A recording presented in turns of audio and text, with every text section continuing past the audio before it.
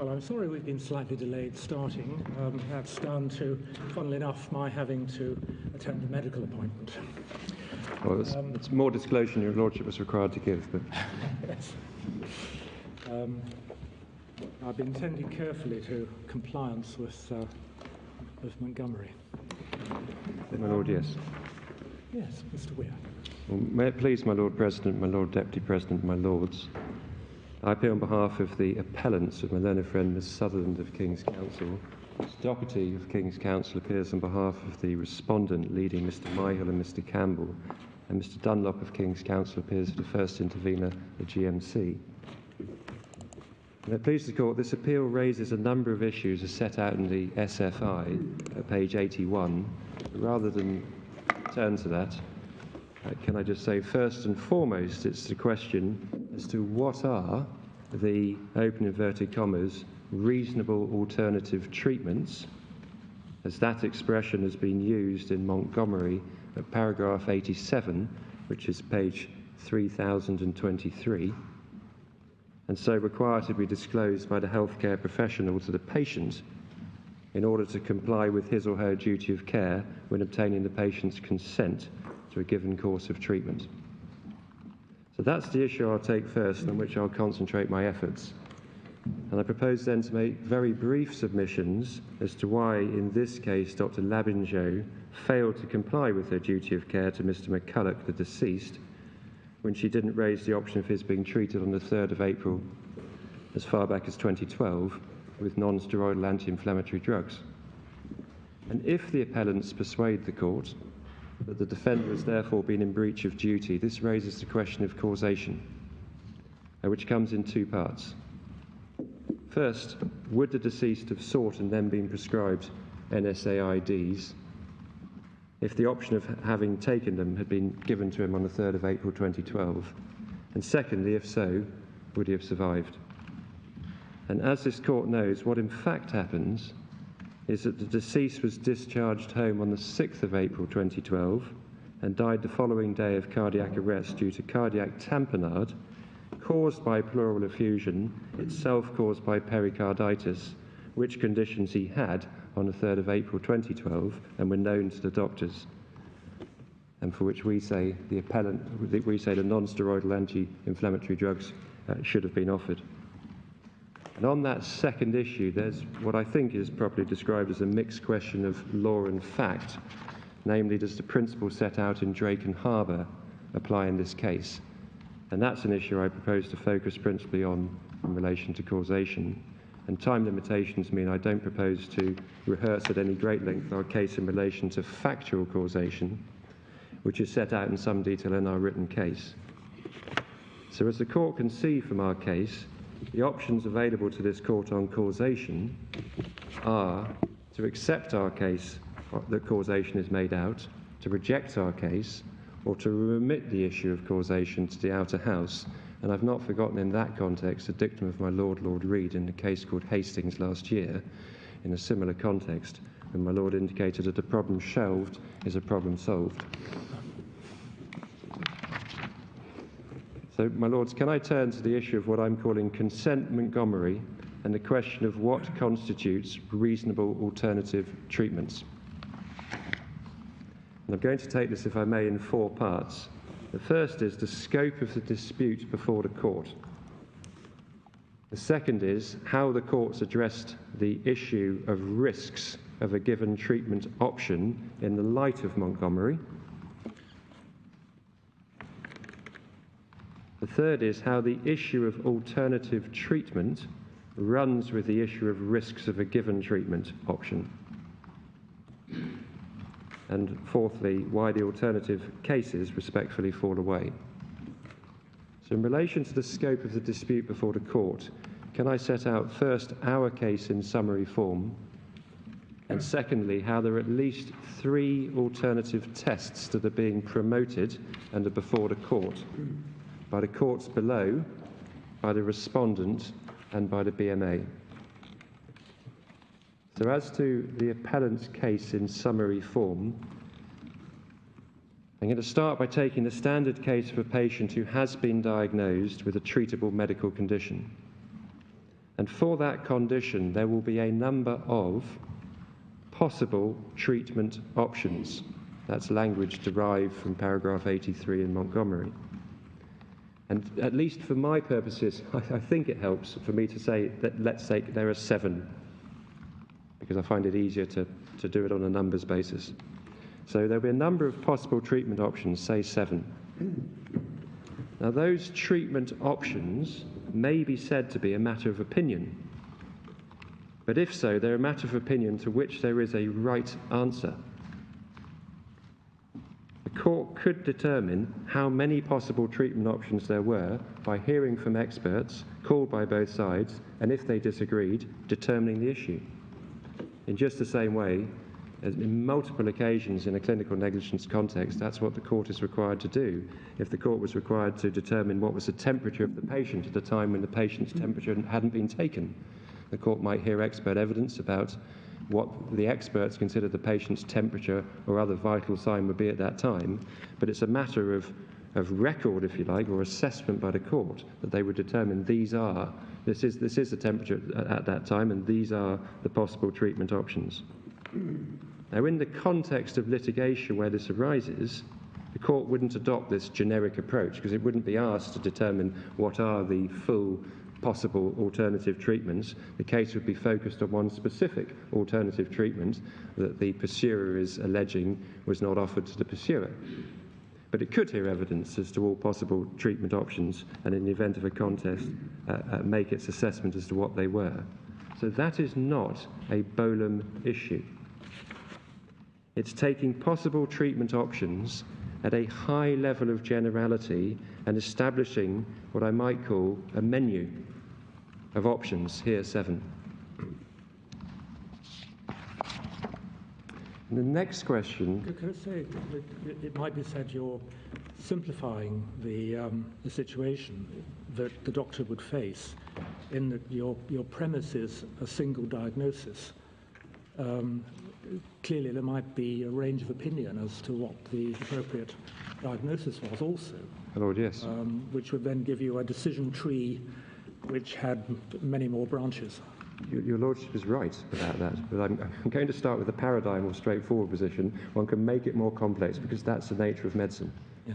But there needs to be what I would still describe as a proper legal framework for analysis of the doctor's role in relation to this process. And that's what I'm proposing, is it follows this path. It's not exactly how a doctor would approach it in real terms, it's the legal analysis that lies behind. Mm-hmm. So the next question is the question which my Lord Hamblin, then in the Court of Appeal in Juice, called the first stage, at paragraph 33, which is page 2835, but I will go back to these things. And that is to ask whether the doctor reasonably did not know about all 7, taking my scenario, all 7 possible treatment options. So it may be, for instance, that one of the possible treatment options is a fringe treatment, or it's only recently been developed and was not very well known. And here the Bolam test does apply. And if a doctor, acting in accordance with a responsible body of medical opinion, reasonably didn't know of treatment option 7, then it's struck from the list or menu, and there are now only 6 relevant possible treatment options. And that's only fair because, adapting the language of my Lord Hamblin in Juice at paragraph 43, which is page 2836, about risks, which is what the source of the judgment in Juice is, to alternative treatments, which is what this case is about, a clinician is not required to disclose a possible alternative treatment of which he cannot reasonably be taken to be aware. That's an issue of fairness. So now the menu is 6 options, and the final question is to ask which of these 6 options of possible alternative treatments the doctor is obliged to disclose to the patient. And this question is answered by the court,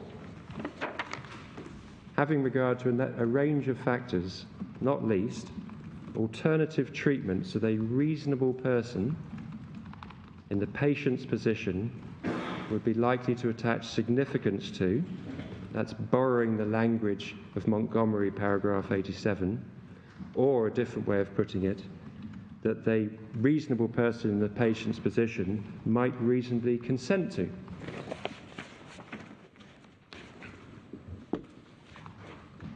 And thus this question is not answered by reference to Bolam.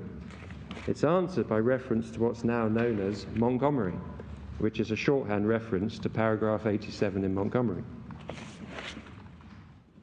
So questions such as whether the doctor considers the treatment to be clinically suitable or clinically appropriate all go into the mix at this stage, the Montgomery stage, when the court makes its evaluation as to whether the 6 treatment options are all ones that the doctor was obliged to disclose.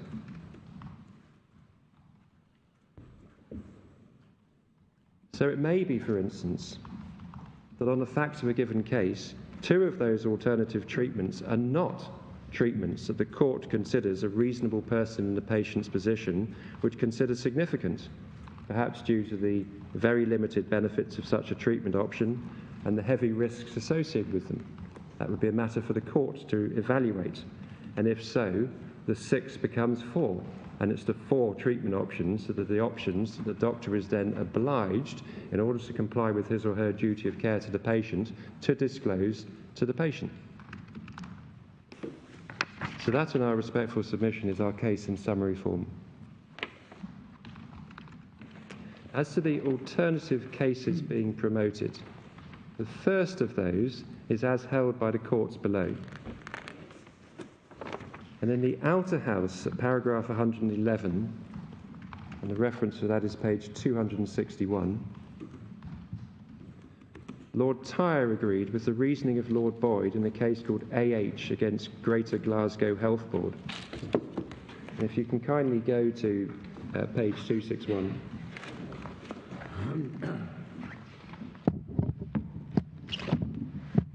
So this is paragraph 111. Right in the middle. Your Lordships will see, I'm picking it up in the middle of that paragraph, it does not go so far as to impose upon the doctor, this is Montgomery, an obligation to disclose and discuss alternatives that he or she does not, in the exercise of professional judgment, regard as reasonable. So it doesn't lack for clarity, it's entirely clear what the test is being said to be there. It's simply the Bolam test. You apply Bolam. You don't go through, there are possible alternative treatments or a possible range of options, there's a knowledge issue, and then there's a Montgomery issue at all. You simply say, does the doctor reasonably consider, in the doctor's judgment, these to be treatment options for this patient? And if the doctor reasonably doesn't apply in Bolam, they're not treatment options that the doctor's obliged to disclose at all. So it's Bolam pure and simple. And it's an analysis which was mirrored in the inner house. If you can kindly go to page 205,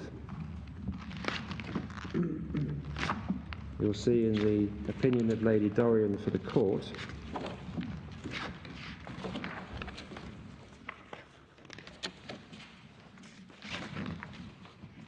at paragraph 40.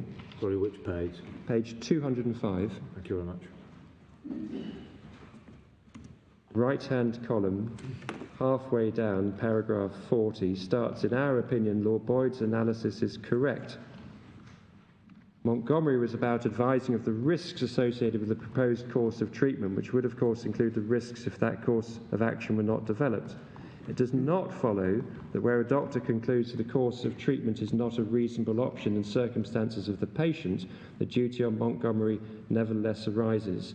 And if you drop down to L, but where the doctor's rejected a particular treatment by not taking on him or herself a decision more properly left to the patient, but upon the basis it's not a treatment which is indicated in the circumstances of the case, then the duty does not arise. So it's pure Bolam again.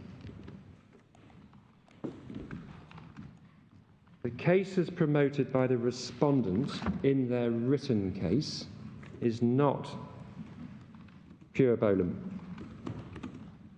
If you start at page 124,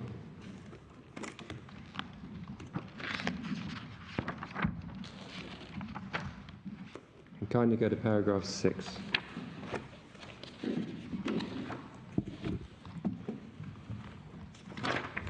It's right to say that at 6.1, read on its face, the respondent is promoting a case that is pure bolum. It says the test, as per Montgomery, is that reasonable alternative treatment options require to be discussed with the patient, and the assessment of reasonable treatment options is an exercise of professional skill and judgment governed by or judged by bolum.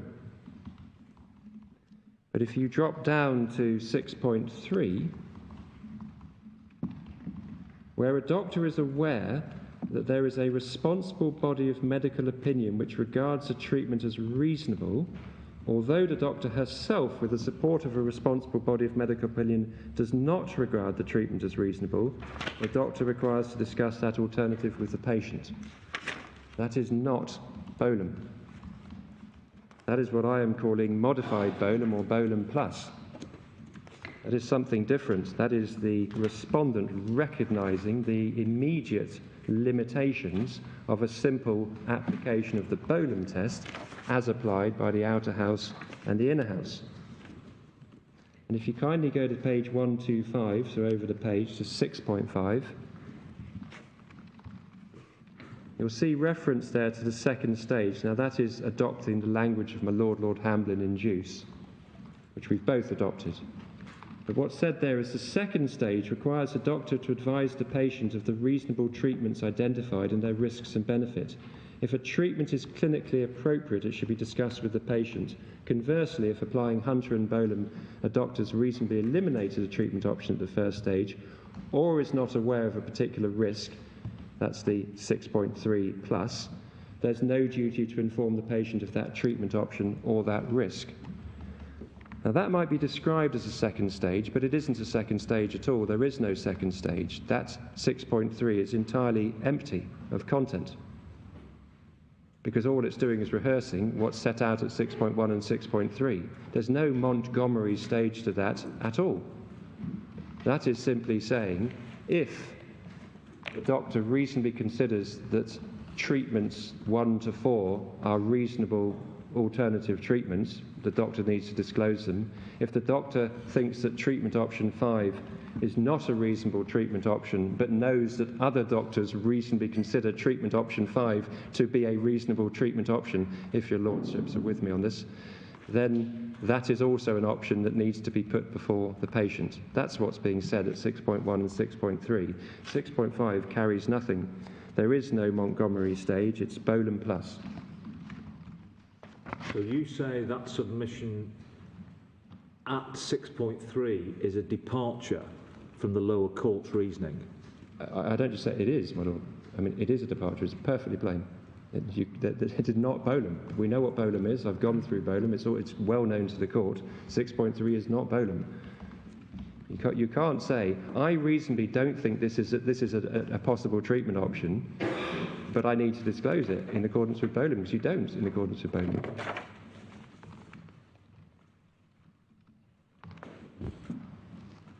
Yeah.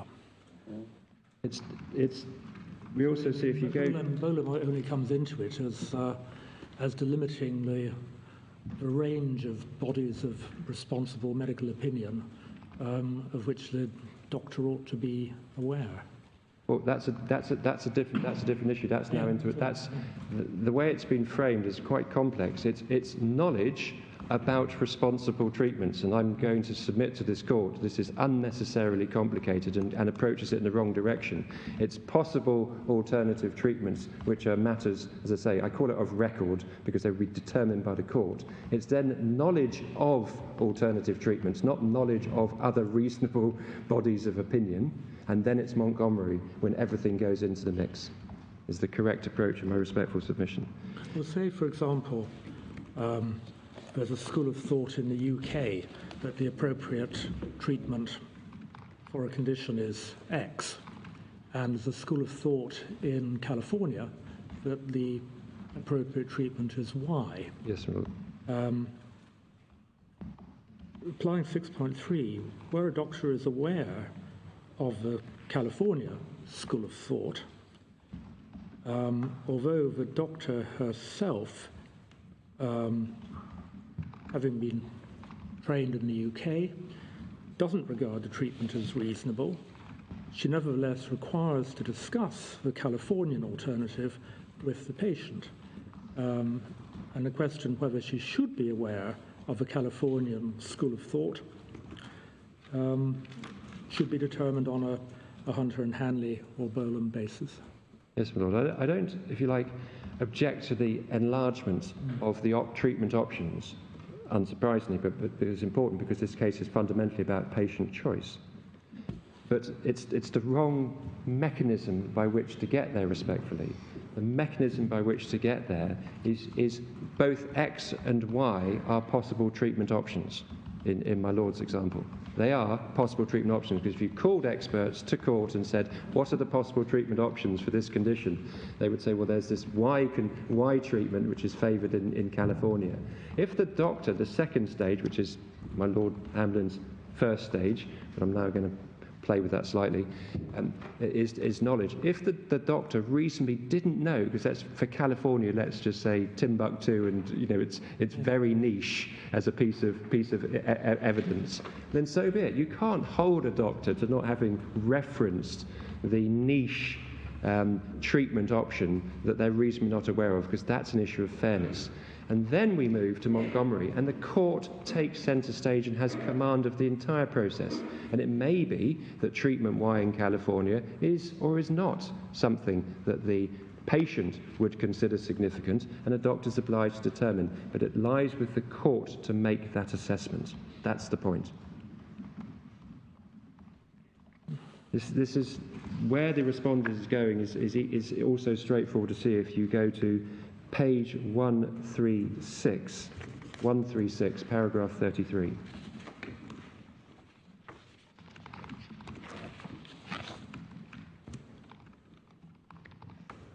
So this was what they call the second stage.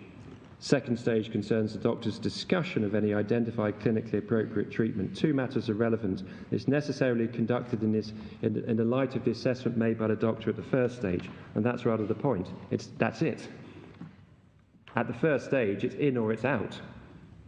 It's Bolam'd, plus with the Bolam modified, and then it's in or it's out. There is no Montgomery stage there. It's maybe called a second stage in a written case, but it isn't a second stage. And then finally, there's the cases promoted by the BMA.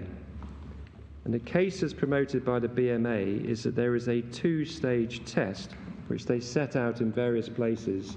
And I think if we start at page 3481.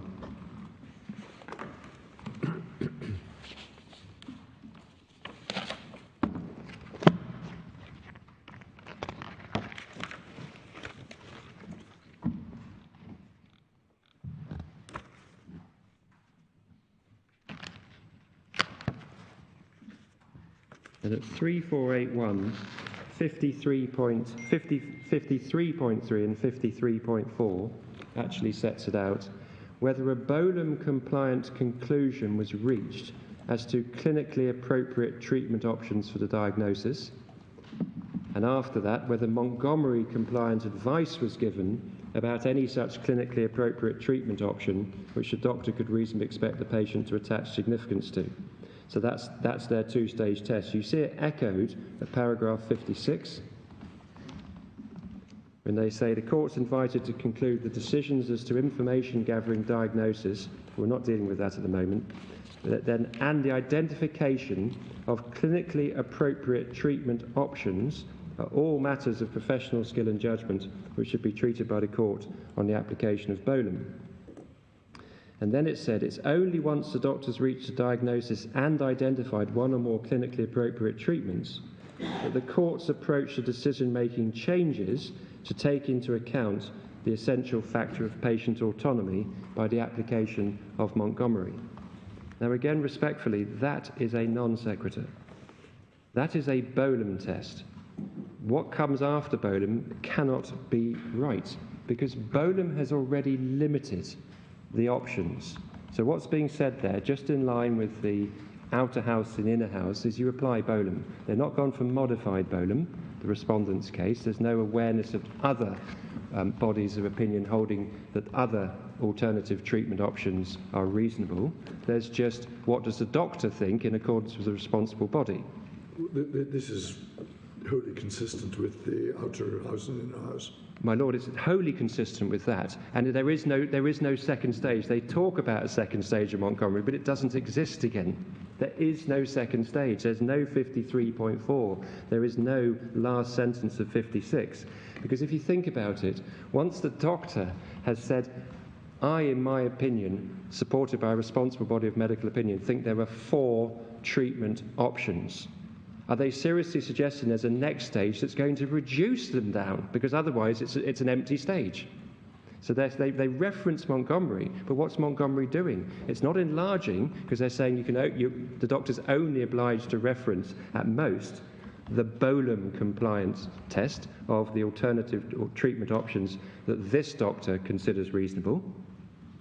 So if that's, say, 4, are they seriously suggesting that you then reduce those options down? That's a nonsense, because a doctor who reasonably considers these to be alternative treatment options obviously at the least has to reference those to the patient. So there is no second Montgomery Well, you stage. say obviously, but on the facts of Montgomery, the obstetrician didn't.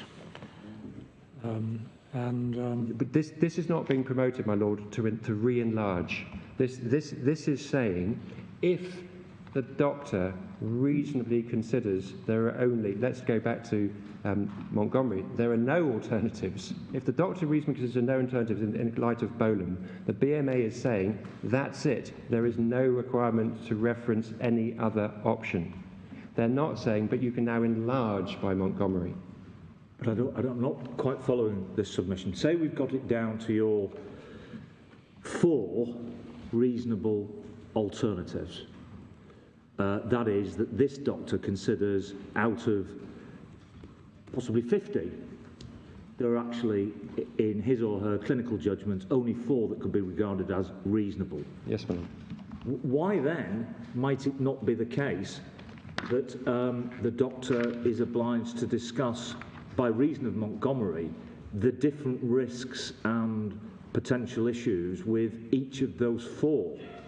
Oh, they are. But that's inherent in just saying it's Bolam at stage 1. That's once you've said there are 4 treatment options that are reasonable, you've got to disclose them. What I'm saying is they're setting out that there's a next stage. There's no next stage other than simply the procedural matter of now engaging in a dialogue with the patient. But as a matter of substance, and we're looking at Montgomery as a matter of substance, not as a matter of procedure, we're looking at what treatment options in law is the doctor obliged to disclose, and they're not saying that number goes up. We may not have a different view about what Montgomery was doing, but my understanding was that at the position prior to the clarification of the law in Montgomery, a doctor might be taking the view, supported by a reasonable body of opinion, that he discloses hardly anything. Correct. But we're past that stage.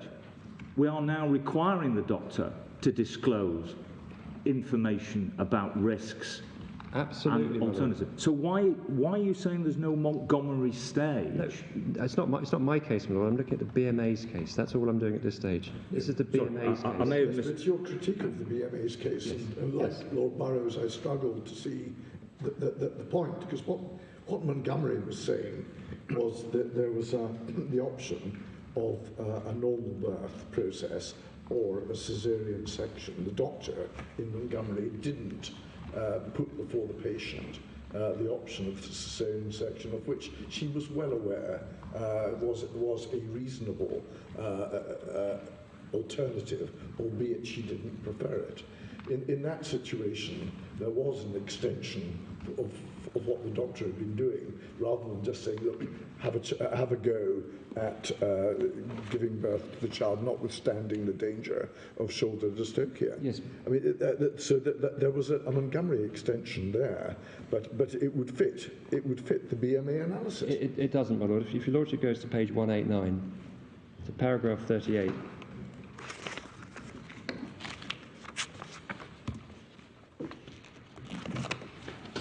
So it's page 189, paragraph 38.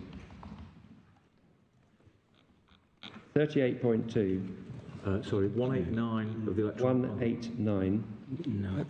Of the electronic bundle, we seem to have a... Oh, I'm terribly sorry. This is because mine's 3476. I do apologise. Thank you. What happened is when some documents got added, there was a certain amount of shifting, and hence you'll find the case of Dragon Harbour right at the end and all sorts, but we'll get it. Sorry about that. 3476. 3476, paragraph 38. 38.2. Based on that diagnosis, identify any clinically appropriate, i.e. Bolam-compliant treatments. 38.3, which is their second stage. Engage in a dialogue providing advice as to those clinically appropriate treatments. They are not proposing that you go up. Once you've got your 4, or your 2, or your 0, you don't go higher. I'm just dealing with the BMA's case. It's not my case. This is.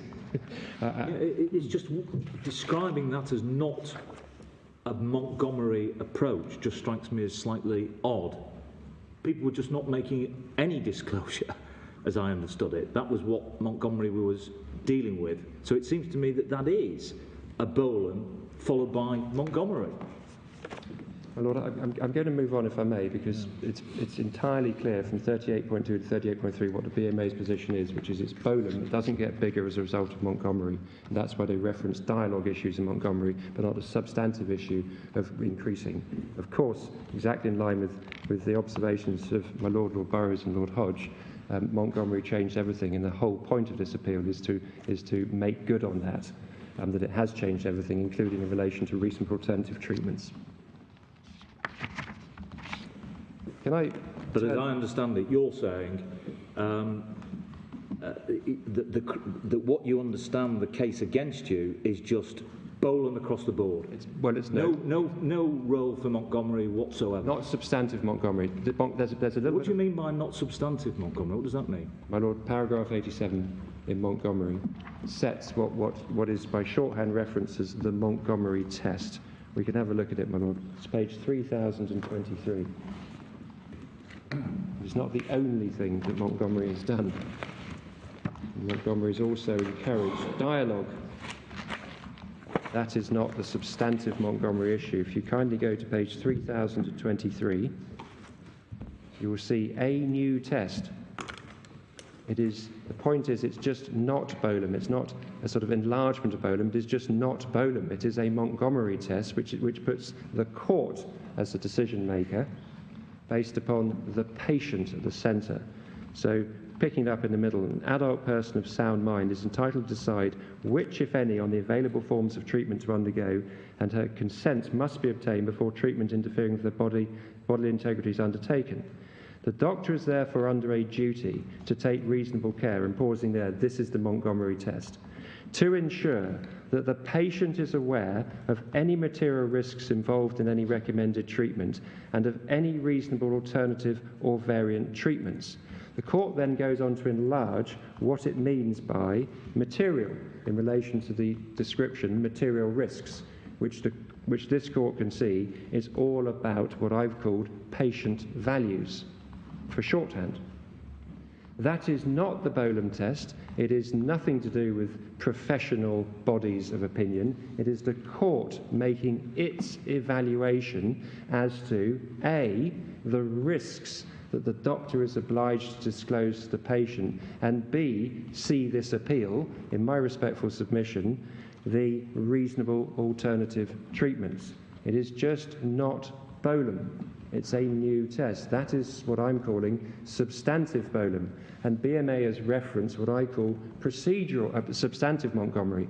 And BMA has referenced what I call procedural Montgomery, namely you need to have a dialogue. Fair enough. But that's not what this appeal is about. This appeal isn't about having a dialogue between doctor and patient. This appeal is about what is meant by reasonable alternative treatments. I think we've all collectively, hopefully not rudely to the court, missed out the words or variant to stick to reasonable alternative treatments. So, I beg your pardon.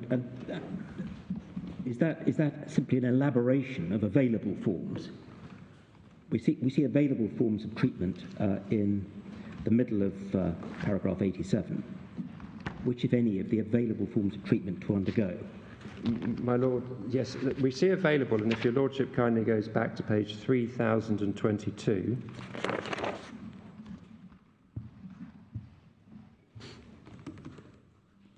Yes. Paragraph 82 at B, you'll see possible investigatory or treatment options.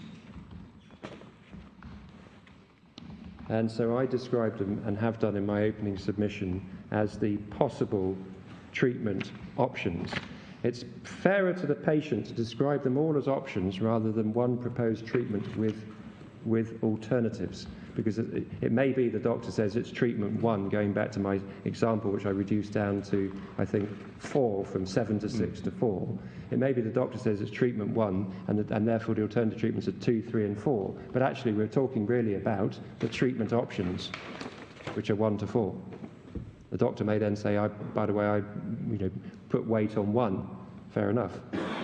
But they're the treatment options, 1 to 4. So you have the treatment options that started off on that example I gave of 1 to 7, and the reasonableness issue is the issue that after the knowledge by the doctor issue whittles it down or not. It may be that all of the treatment options reasonably required to be disclosed. It may be only some of them. But that's a matter for the court. Sorry, Mark. Maybe not the best person to comment on this, but while we've got this page open, paragraphs 82 and 83 might, it seems to me, be regarded as the core of the reasoning in Montgomery.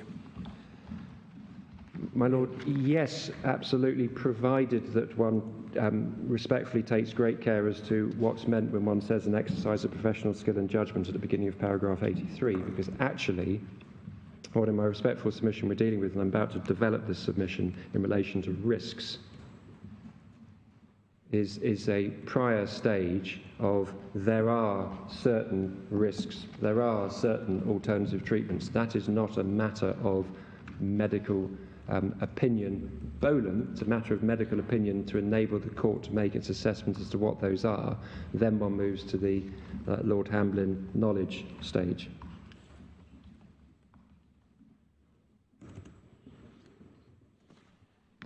So yes, my Lord, it's very important that a distinction is being drawn, but the key in this appeal, respectfully in my submission, is to understand that if you play or superimpose bolum into the prior stage, you will completely frustrate the application of Montgomery in the second stage. Well, I wonder about that. I mean, I was party to the Montgomery decision, and I don't have the reticence of one of the authors of the decision, but I would have thought 82 and 83 is suggesting that identifying the range of reasonable options is a bolum question, and then you go on to the next stage, and at that stage you have to disclose those alternatives that you've identified. Certainly that was my understanding of what I was signing up to. Yes, and the juridical basis of it is explained in paragraph 82 that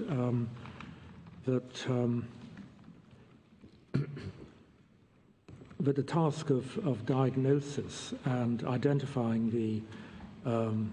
the possible forms of treatment which would be suitable is a task involving, well, it's a matter of professional expertise. Whereas when you're advising the patient, before we get even to the stage of advice, when you're proposing to, for example, undertake some intrusive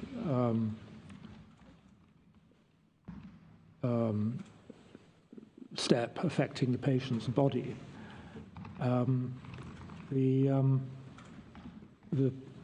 clearly you need consent to do that, and the consent has to be informed consent, and so at that stage, when you have to inform the patient, the matter isn't simply one of professional expertise. The patient's rights are engaged, rights under the law of tort, and the tortious duty of the doctor is essentially in the realm of trespass rather than purely in the realm of negligence. So you're in a different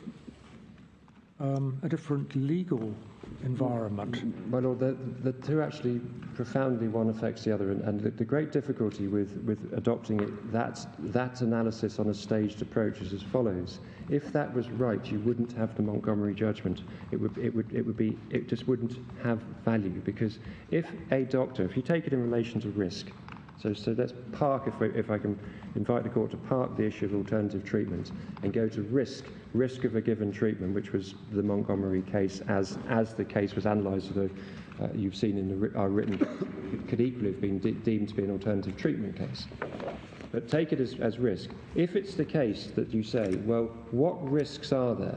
That is a matter of professional judgment guided by Bolam, then you'd never get the answer you got in Montgomery.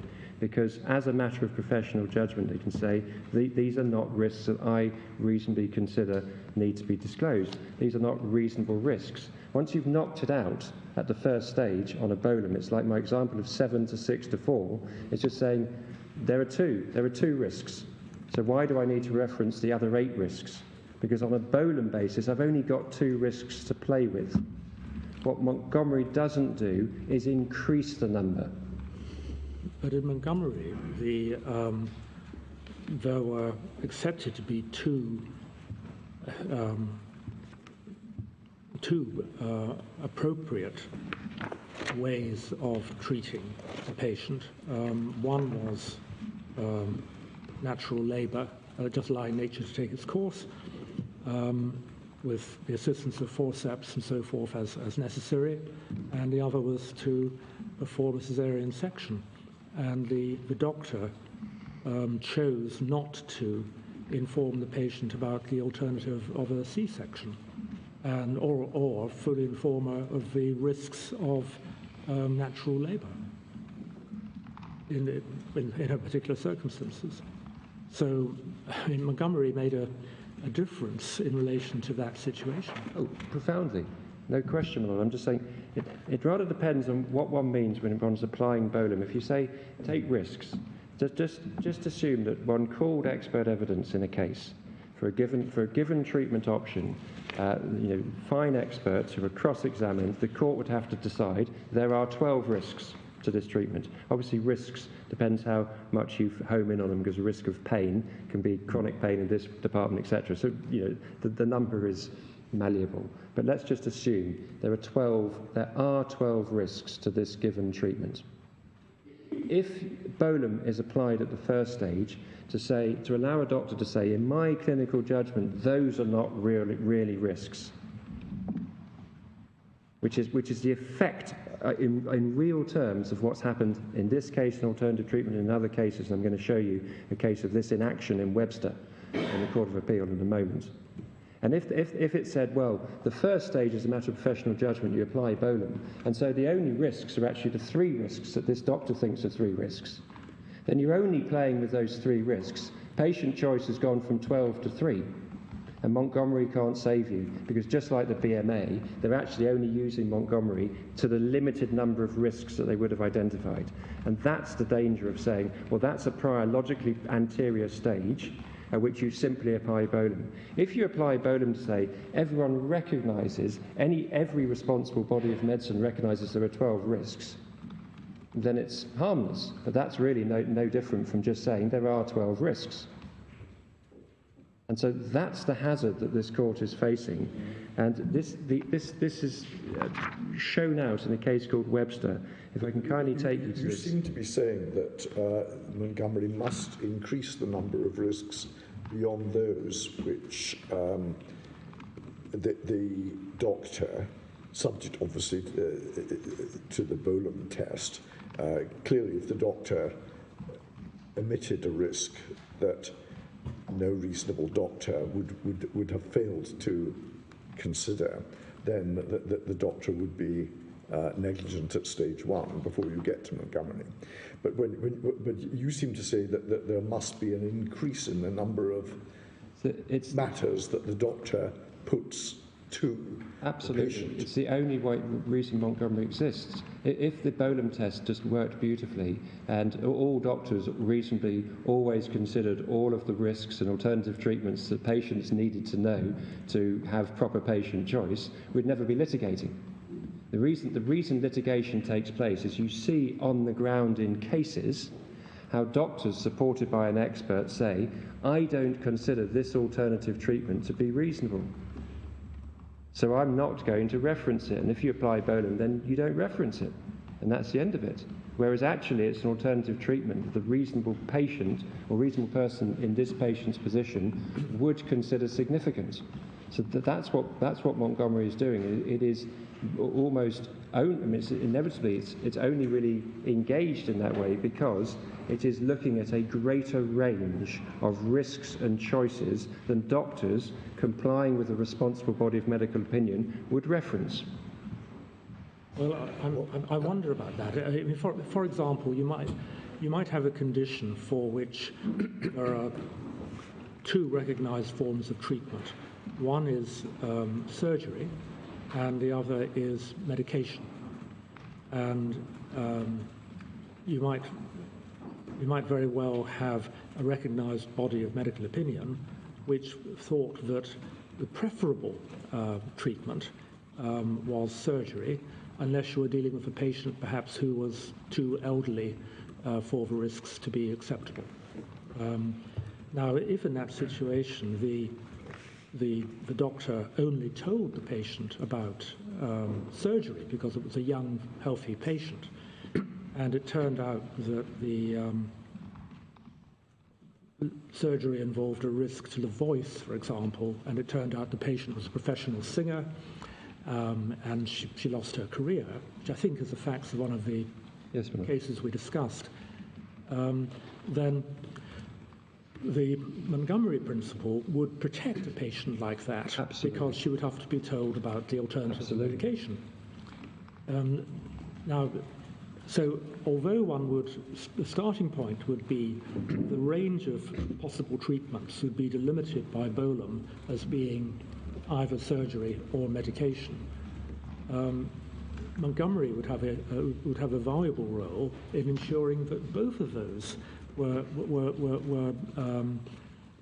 brought to the notice of the patient, and when the risks were discussed and the doctor explained there was a risk of losing the voice if you had the surgery, then the singer would be in a position to make an informed decision. Lord, yes. If I just add into the mix of that hypothetical case that the doctor who only referenced surgery was acting in accordance with a responsible body of medical opinion, because that's the scenario. Well, who only informed the patient about into the scenario you've given. Yeah.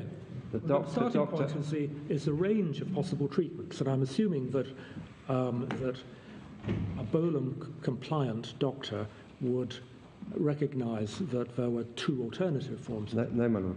No, I wish that were so. That's the whole point of this appeal, because that's exactly what doesn't happen. That is exactly what doesn't happen. That's the problem. Because Bolam-compliant doctors will say, that is not a reasonable alternative treatment, so I don't need to tell you.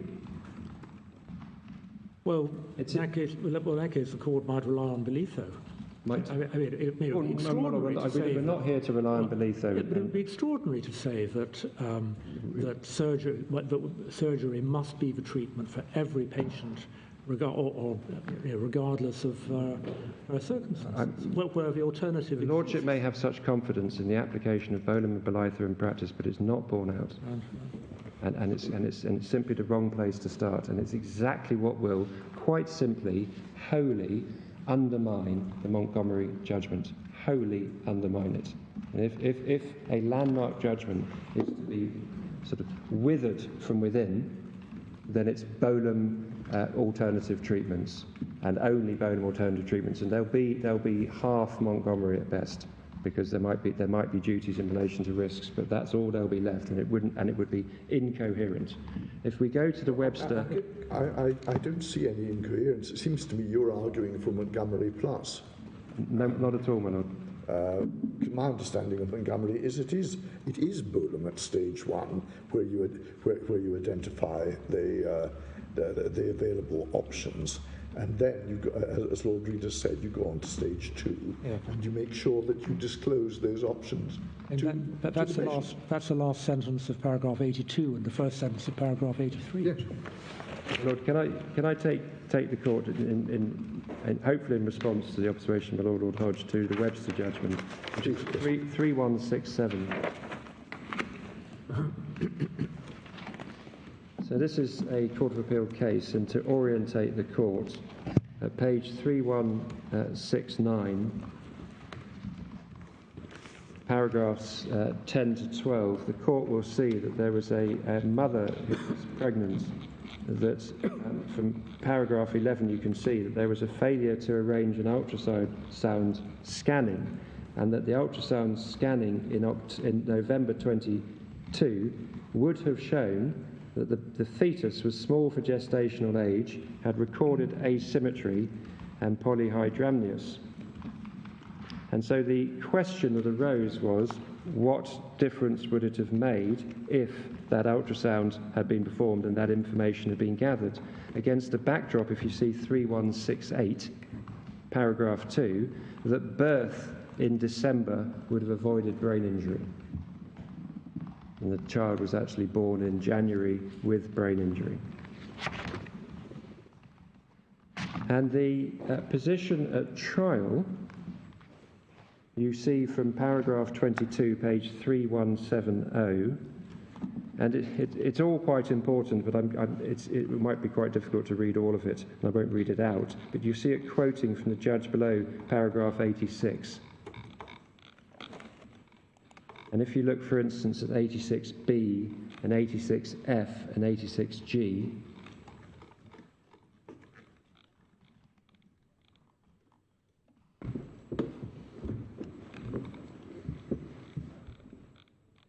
what's being said there is neither the obstetrician himself nor his medico-legal expert, Mr. Tufnell, considered that the additional information was relevant at all.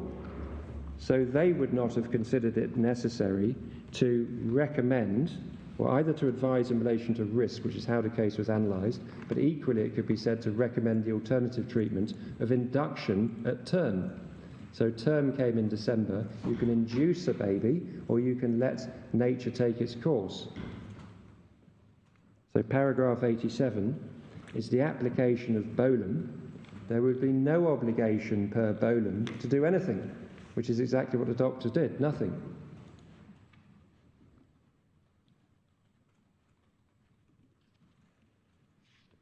And then you see the analysis of the Court of Appeal, which starts on page 3171, headed Montgomery, going through, Lord Justice Simon, going through the importance of Montgomery, and then if you kindly go to 3173, and tell me if I'm going too fast, paragraphs 34 to 35, which I'll read out, it's clear from the paragraphs 86G, 87, 88C and E of the judgment that the judge followed the Bolam approach of basing his judgment on whether Mr. Hollingworth would acted in accordance with the responsible body of expert opinion. It's now clear from Montgomery that this is no longer the correct approach. Without intending to summarise the effect of Montgomery in general terms, the doctor's obligation, ignore the therapeutic exception, is to present the material risks and uncertainties of different treatments and to allow patients to make decisions that will affect their health and well-being on proper information. The significance of the risks and uncertainties, including the possibility of alternative treatment, being sensitive to the characteristics of the patient. And so what the Court of Appeal held at paragraph 40, right-hand column, is what then should Mr. Hollingworth have told Miss Butler, who's the mother, on the 27th of December 2002?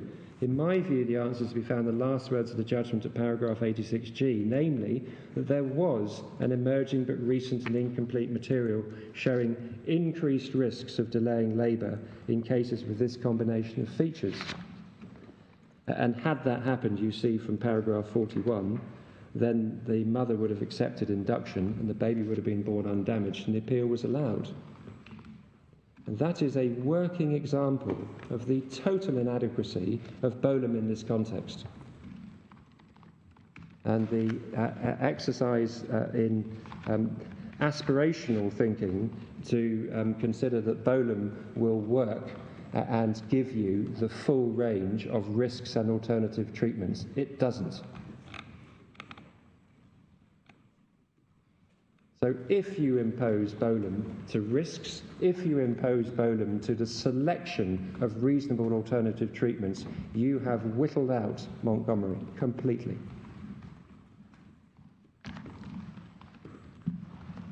And there's a very astute analysis in relation to this, which I'll perhaps take you to straight away. I was going to go to it later, but I'll take you to it if I may now. In a judgment of a Sheriff Collins QC in Scotland, in a case called Britain. And may I just take you to that case, please? So it starts at page 2718.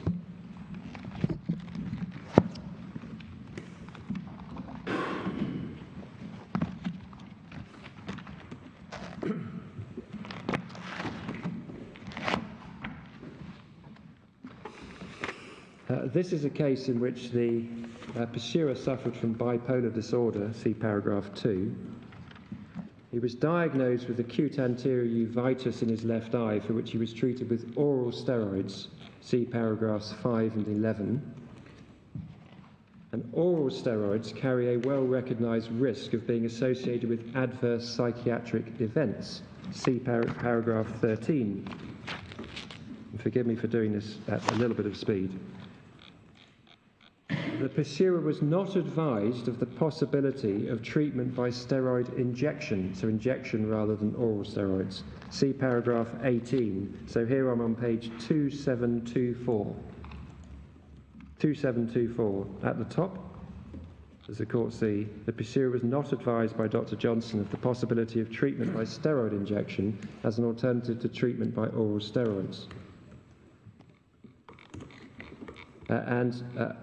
Steroid injection is thought to carry a lower risk of precipitating an adverse psychiatric reaction. See paragraph 17, first sentence.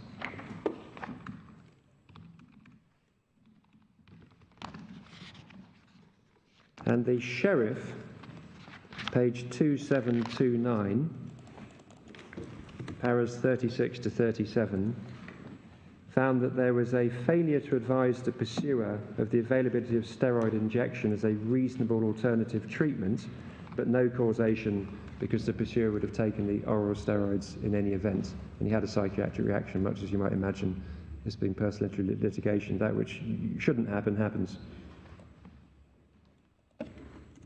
And then if you look at page 2729, you see it then starts with note. So we're then going into a part of his judgment called note. And here, if you kindly start at paragraph 23 on page 2738. Can I invite the court kindly to read paragraph 23, which goes over the page?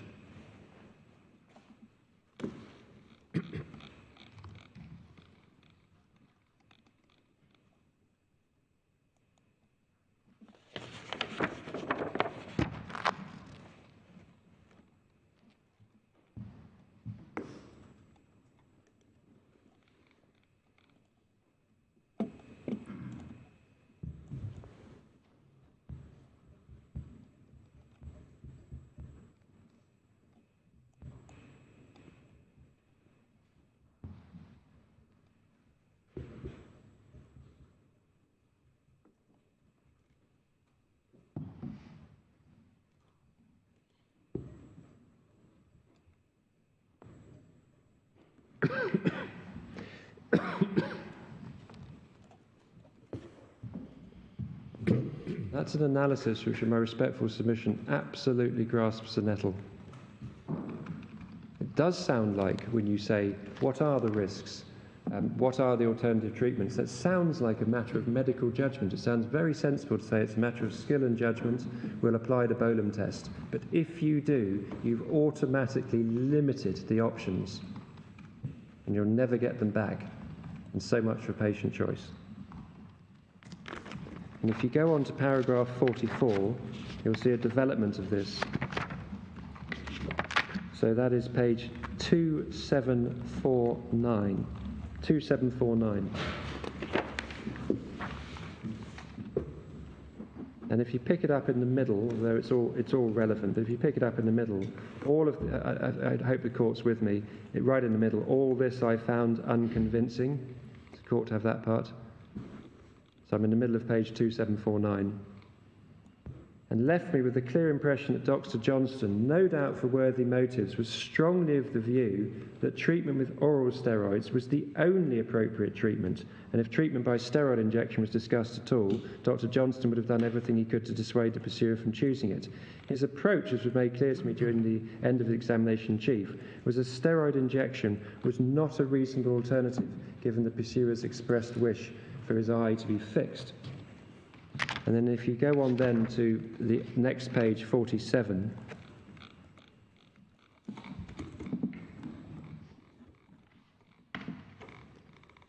paragraph 47,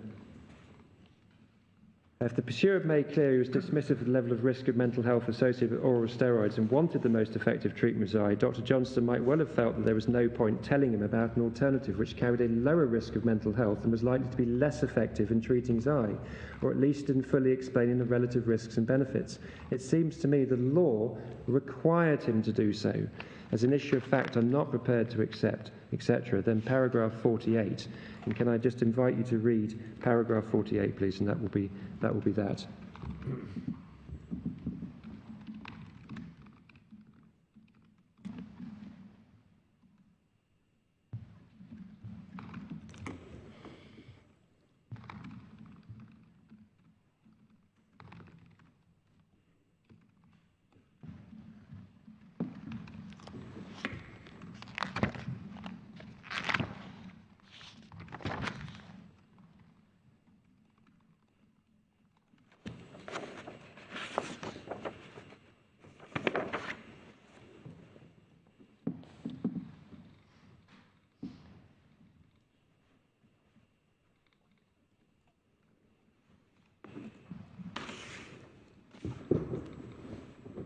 In my respectful submission, these passages highlight a number of points.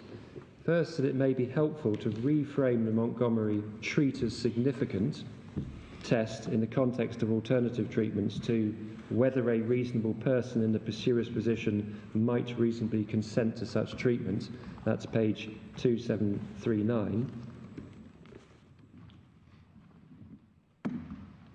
Secondly, the importance of not undermining the Montgomery judgment.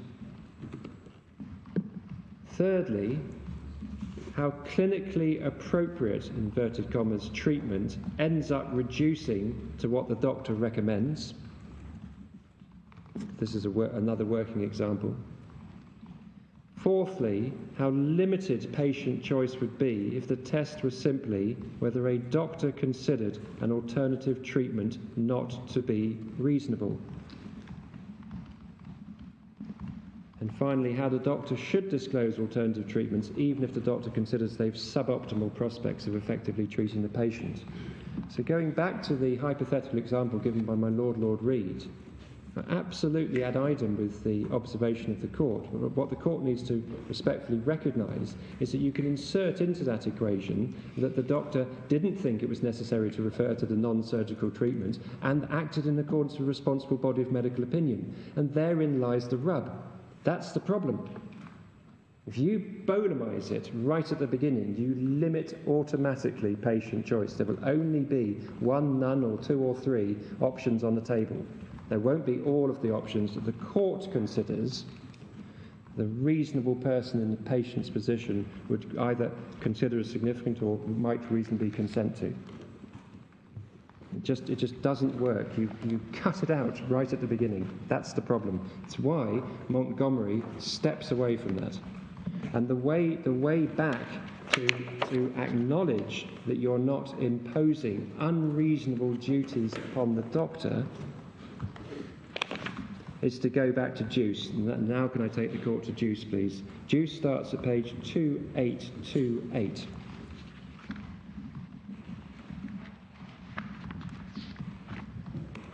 Can I just ask two questions, if I may, at this point? You are assimilating entirely the question of risk with reasonable alternative, or perhaps you're assimilating material risks with reasonable alternative treatment. My Lord, yes. Yeah. Shall I answer that yes, one? Yes, please. Yes, my Lord. My Lord, I am, and I have submissions to make that good, which I've simply shot away from in responding to the court's questions, and we'll go back to in due course. Right. Okay. And my second question is just back to Montgomery. I assume it's not in dispute that in Montgomery there were two reasonable alternative treatments. That is, there was either continuing with a natural birth, so to speak, or a caesarean section, and that both of those, applying Bolam, would have to be regarded as reasonable alternatives. You're not accepting that? No, I'm not. If that were the position, there wouldn't be an issue. The whole point of there being an issue in Montgomery is although it's been addressed as an issue of risk. The risk. No, there would still surely have been an issue, because the doctor had taken the view that even if you apply my premise, that doctor was not going to disclose one of those two reasonable options, because that she didn't consider it was a good thing to disclose it. My Lord, forgive me, but the difficulty in answering that question is your Lordship's used the word reasonable, and it immediately begs the question, by what rubric are we testing reasonableness here? Well, I'm giving you the Bolam. I'm saying, was it, so you're not accepting not at all, my Lord. No, it's a caesarean section is a reasonable alternative, applying a Bolam standard. My Lord, it's not for me to... Sorry. It's not for me to accept. I'm a lawyer. The whole problem with Bolam is it's for medical experts to attend court and say, I consider that person acted reasonable, but I'm not considering caesarean to be reasonable in those circumstances. So as an analysis of Montgomery, you do not accept it's a correct analysis of Montgomery that there were two reasonable alternative treatments applying Bolam? I don't think Montgomery just sort of didn't quite proceed in that way. It proceeded on the basis of risk associated with birth in circumstances where it's of course known there's something alternative birth called caesarean section. But the effect is the same, that applying Bolam, the doctor was acting reasonably by not referencing A, the benefits of caesarean, which is the same way as saying the difficulties of birth due to the risk of shoulder dissociation, because they're so much interlinked. Answer to your first question. In Montgomery, the pursuer failed in the courts below on the basis that if you applied a Bolam test to what the obstetrician told the patient, there was a responsible body of medical opinion who would not have told the patient about the availability of a caesarean section. But there was no dispute that that a caesarean section was in reality well known to be an alternative way of dealing with the birth. I mean, the obstetrician's evidence was she didn't tell her patients about it because they would all choose C-sections if they were told. Yes, my Lord, but that's really a description of it was a possible alternative treatment. Yeah. We don't have to go into the world of Bolam for that. We just recognise it was a possible alternative treatment. We ask the question, is the doctor in position because it's so fringe caesarean that they reasonably don't know? Of course not. Of course they know about caesarean. So it's in on the Juice stage 1. It's a possible alternative treatment. We then simply go to Montgomery 87, and Montgomery 87 embraces both risk and alternative treatments. And it says the assessment of what reasonably requires to be disclosed A, as to risk, and B, as to alternative treatment, is an issue governed by the court having regard to patient values. So you are drawing a distinction in relation to Montgomery between possible alternative treatment and reasonable alternative treatment. Absolutely. You're saying we can't assume anything beyond that a caesarean section was a possible alternative treatment. There is nothing in Bolam that says it was a reasonable alternative treatment. It's inherent in the approach of the doctor, because if it was a reasonable alternative treatment for Bolam, she would have referenced it to the patient. You can't then hide from it. That would be an extraordinary state of affairs. And that was the whole point. Precisely, my lord. That is the whole point. Is that Bolam doesn't work in this context, and that's No. We've got a situation. Let's just assume for 1 minute yes, my lord. that you are not right, and that in fact Montgomery did assume that a caesarean was a reasonable alternative Yes, my lord. treatment. As I understood Montgomery, we then face the fact that this particular doctor, in the face of that reasonable alternative treatment, chooses not to disclose and discuss that reasonable alternative treatment. Yes, my lord.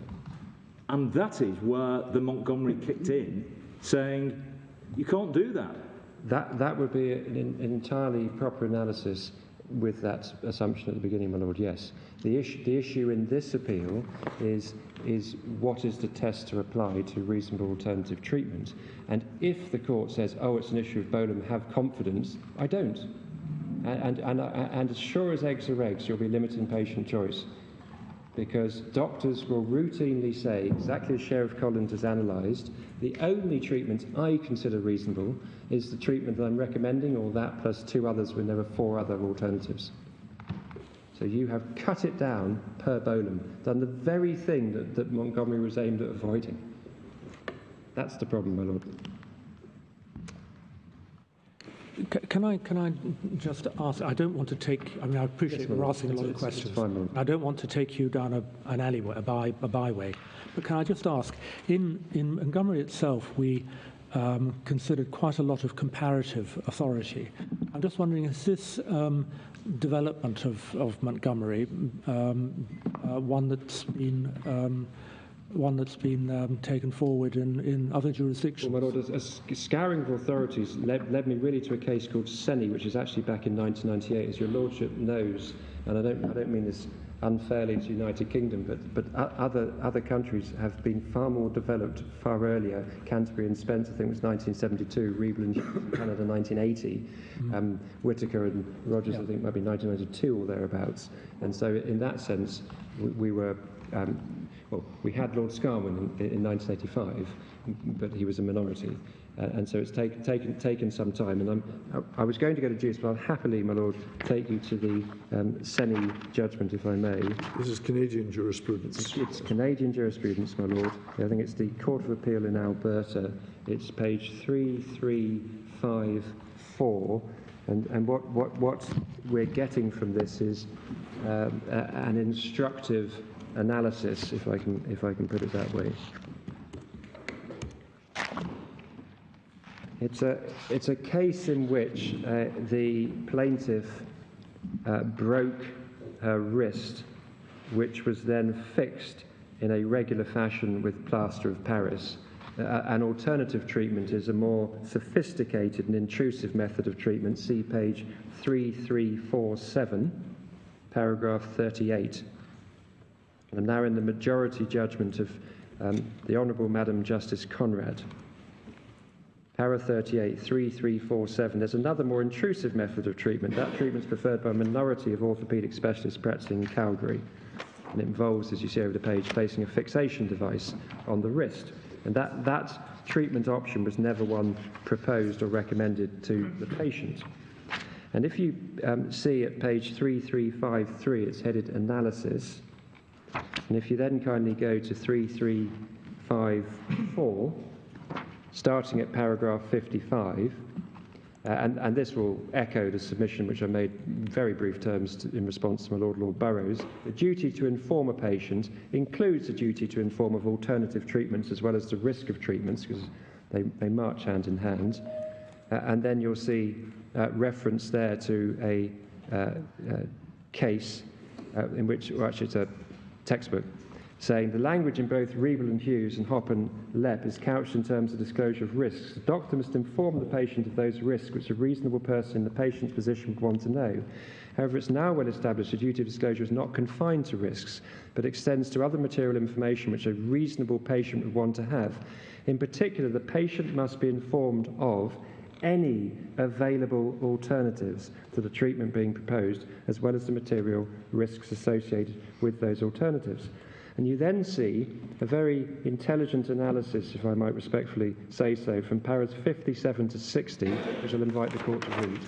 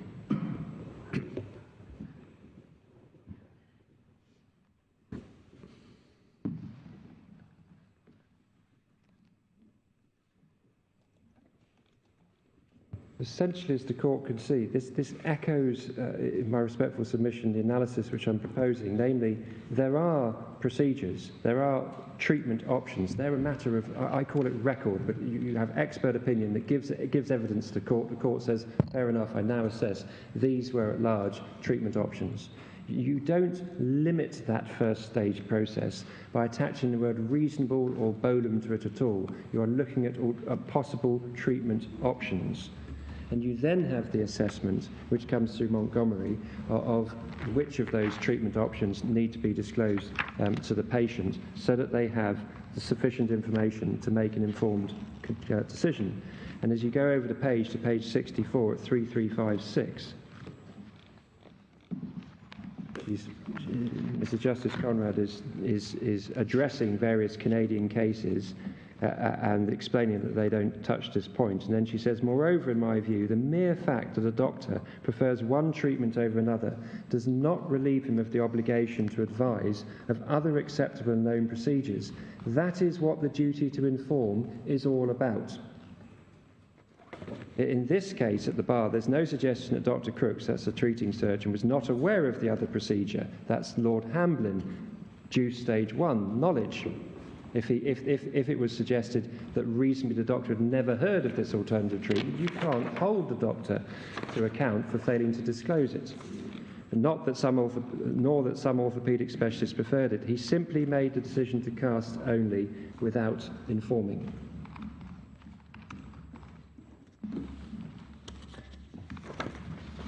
So this doesn't mean that the doctor is going to be forced to offer treatment that they consider futile.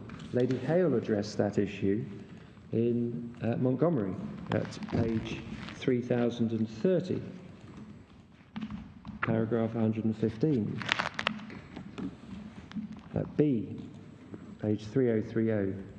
She cannot force her doctor to offer treatment which he or she considers futile or inappropriate, but she is at least entitled to the information which will enable her to take a proper part in that decision. And if you bolumize the number of treatment options or the number of risks, you don't get there. That's the problem. So there's a difference between advising about treatment options and undertaking treatment. An application of Montgomery doesn't give rise to problems about undertaking of treatment, because in more extreme cases, the patient at the least is entitled to go off and get a second opinion. Do we actually know whether this Senny and Crooks decision is, has it been, it's Court of Appeal of Alberta, are there any higher court decisions that have looked at this? I don't think so. I'm going to just turn around because a colleague, Mr. Westwell in Chambers, has very kindly been assisting me gratis in relation to some of that research, and I don't think that there was further analysis. I'm just looking up the Canadian Law Institute search engine. It's been cited in 53 subsequent cases, but they're mostly Alberta King's Bench cases. There's one in the Court of Appeal of New Brunswick, Court of Appeal of Manitoba. It doesn't look as though it's being considered by the Supreme Court. No. Right. Anyway. So what legal tests are you applying to identify the options, treatment options? The test to be applied, my Lord, is that those are the options that the court will make an evaluation in relation to by hearing expert evidence at a trial. That's how it works. Evaluation of what exactly? My Lord, if you'd have an expert. This is a fairly routine business for multiple issues in clinical negligence trials, and there are a range of issues that need to be determined. That's why I gave that example of the temperature of the patient at a given time. They are. You say to the expert, "Please tell us what the possible alternative treatments." Does it have to be a reasonable alternative option or not? No, my Lord. It's investing something impossible, but it's not investing the test of reasonableness. Right, so your paragraph 4 of your case, to what extent does that reflect the case you're answering to us? My Lord, I think your Lordship, with page 80, page 80. Anticipated acuity, maybe homing in on a paragraph that rereading I was uncomfortable with. Well, it's your case. You're comfortable with it, are you? No, my Lord, I think there may be, your Lordship's pointing me to paragraph 4. Well, that's certainly talking about reasonable alternative treatment, and then you go and see into what you say that means. Are you maintaining that or not? Oh yeah, no, that's reasonable alternative treatment. Right. When the court assesses what is reasonable, it applies what lies within paragraph 87 in Montgomery. In other words, it's the court making an assessment which takes principally into account patient values, but at no point in this process, and I simply haven't got to developing this submission yet, but at no point in this process does the court, for instance, ignore expert opinion as to what doctors would consider reasonable in those circumstances to disclose. And I was going to pick that up by reference to my Lord Hamlin's judgment in Juice. But just on paragraph 4, which you say is the appropriate legal test. Yes, my Lord. Are you maintaining that or not? I think so, my Lord, unless your Lordship embarrasses me with one particular part of it. Well, you were suggesting you might not be, but you're maintaining I'm always that. at risk, my Lord. Right, okay. But can I, my Lord, take the court, please, to Juice, because I've referenced it multiple times, but not yet taken the court to it. It's a case that starts at page 2828.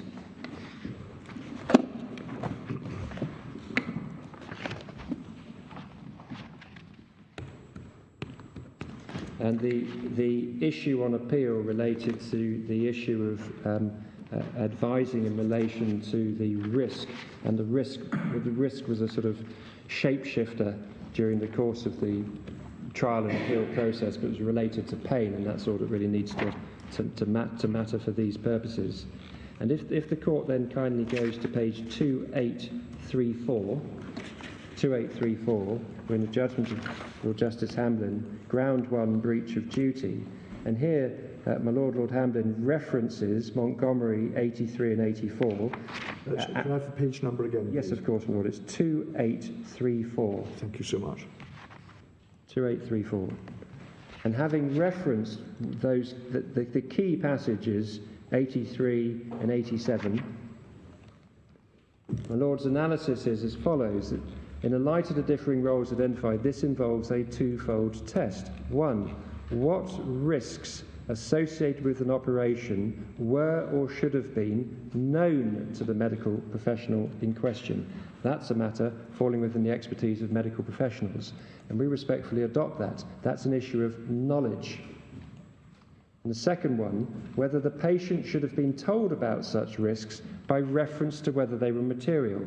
That is a matter for the court to determine. The issue is not, therefore, the subject of the Bolam test, and this last part, and it's not something that can be determined by reference to expert evidence alone. In other words, expert evidence is relevant to the issue, but not determinative of the issue. And that paragraph 35 from Lord Hamblin also acknowledged and recognised the linkage between alternative treatments and risk. Factors of relevance to determine materiality may include the odds of the risk materialising, the nature of the risk, the effect its occurrence would have on the life of the patient, the importance to the patient of the benefits sought to be achieved by the treatment, and finally, last but certainly not least, the alternatives available and the risks associated with them. And that is properly described. That's no different from me saying possible alternatives. There are alternatives that you would call medical expert opinion who would say these are the treatment options for this condition.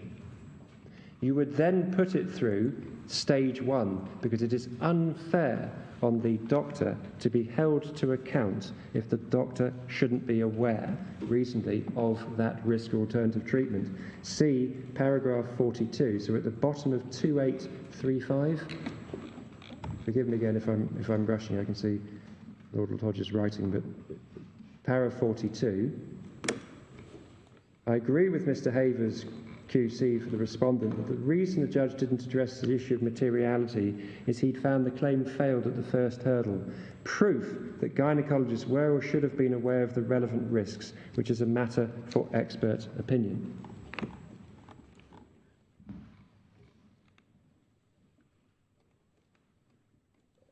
And then lower down at 43, after citing some of the reasoning, says that reasoning is consistent with the Montgomery approach.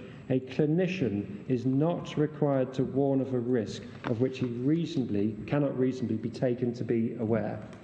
So absolutely, that's an issue of knowledge.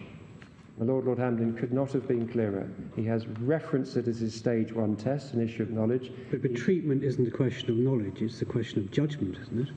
No, my Lord. If the moment one goes in and says treatment is a question of judgment, one has to say risk is a question of judgment, because treatment and risk run together.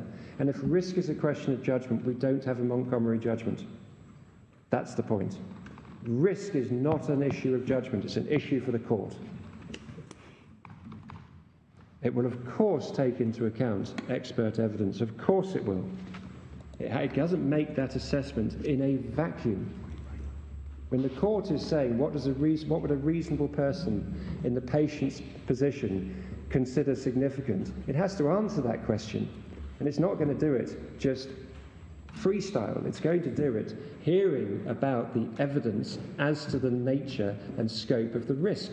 But that's a matter of, I want to call it fact, but it sort of like becomes a fact through expert opinion. It becomes a matter of fact or record. So these are the facts. There are these alternative treatments. Each alternative treatment has these risks. Don't hold the doctor to ones they reasonably don't know about. That's an issue of fairness. Otherwise, put it into the cauldron that is Montgomery 87, and the court will assess which alternative treatments and which risks require reasonably to be disclosed to the patient. And unless you do it that way, you do not do justice to an otherwise landmark decision in Montgomery.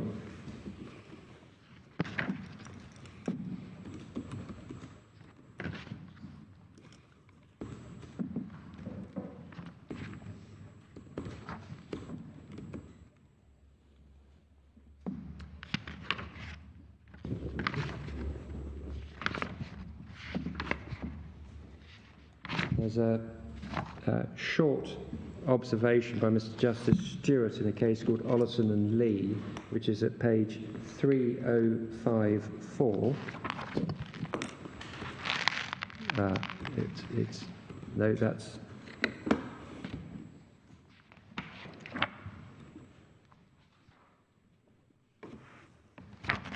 may not be it's at page 3070, I'm sorry, 3070.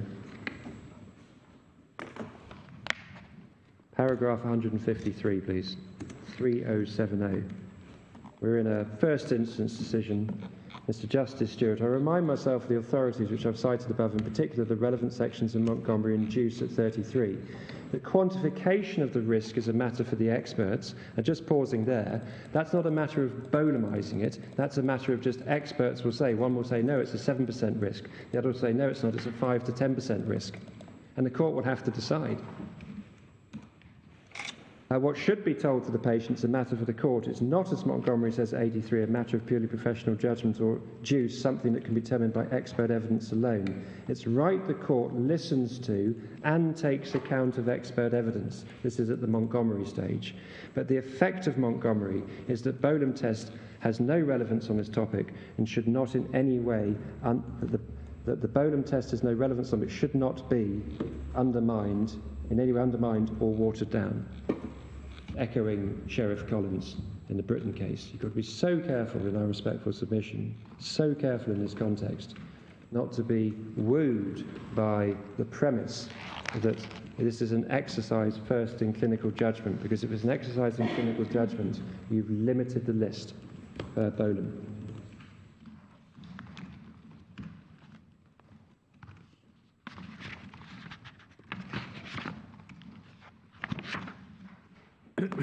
My Lord, I'm now going to, probably going to, I may briefly try just to make good my submission that alternative treatment runs with risk of a given treatment, which I've done in part by reference to some of the cases anyway. And my starting point is it's frankly a matter of common sense. It's why at paragraph 87 in Montgomery, the court put the two together. If we just go back to that ratio paragraph at page 3023, between B and C, the doctor is therefore under a duty to take reasonable care to ensure that the patient is aware of any material risks involving any recommended treatment and of any reasonable alternative or variant treatments. The two have to go together because what lies at the heart of this is the need to give real patient choice. And you cannot give real patient choice unless the patient understands both the risks of any proposed treatment and what else is out there. And Lady Hale put this in pithy terms. If you kindly go to 3028, paragraph 109. And she said, an important consequence of this is that it is not possible to consider a particular medical procedure in isolation from its alternatives. And that is because if you go to page 3029 at H, 3029, still in the judgment of Lady Hale, you'll see Lady Hale says, a patient's entitled to take into account her own values, her and traditional way of giving, her own assessment of the comparative merits. And that's because it is a comparative exercise. You're not selecting treatment in isolation. You are comparing treatments with their associated benefits and risks. So they have to run together. It's all of a piece. It's all of a piece if you're seeking to ensure, in accordance with patient values, that the patient has true informed choice. And Mr. Justice Cranston understood all of this back in 2008, I think it is, page 2701, in a case called Birch. Beg your pardon, page 2701, my Lord, 2701. Thank you.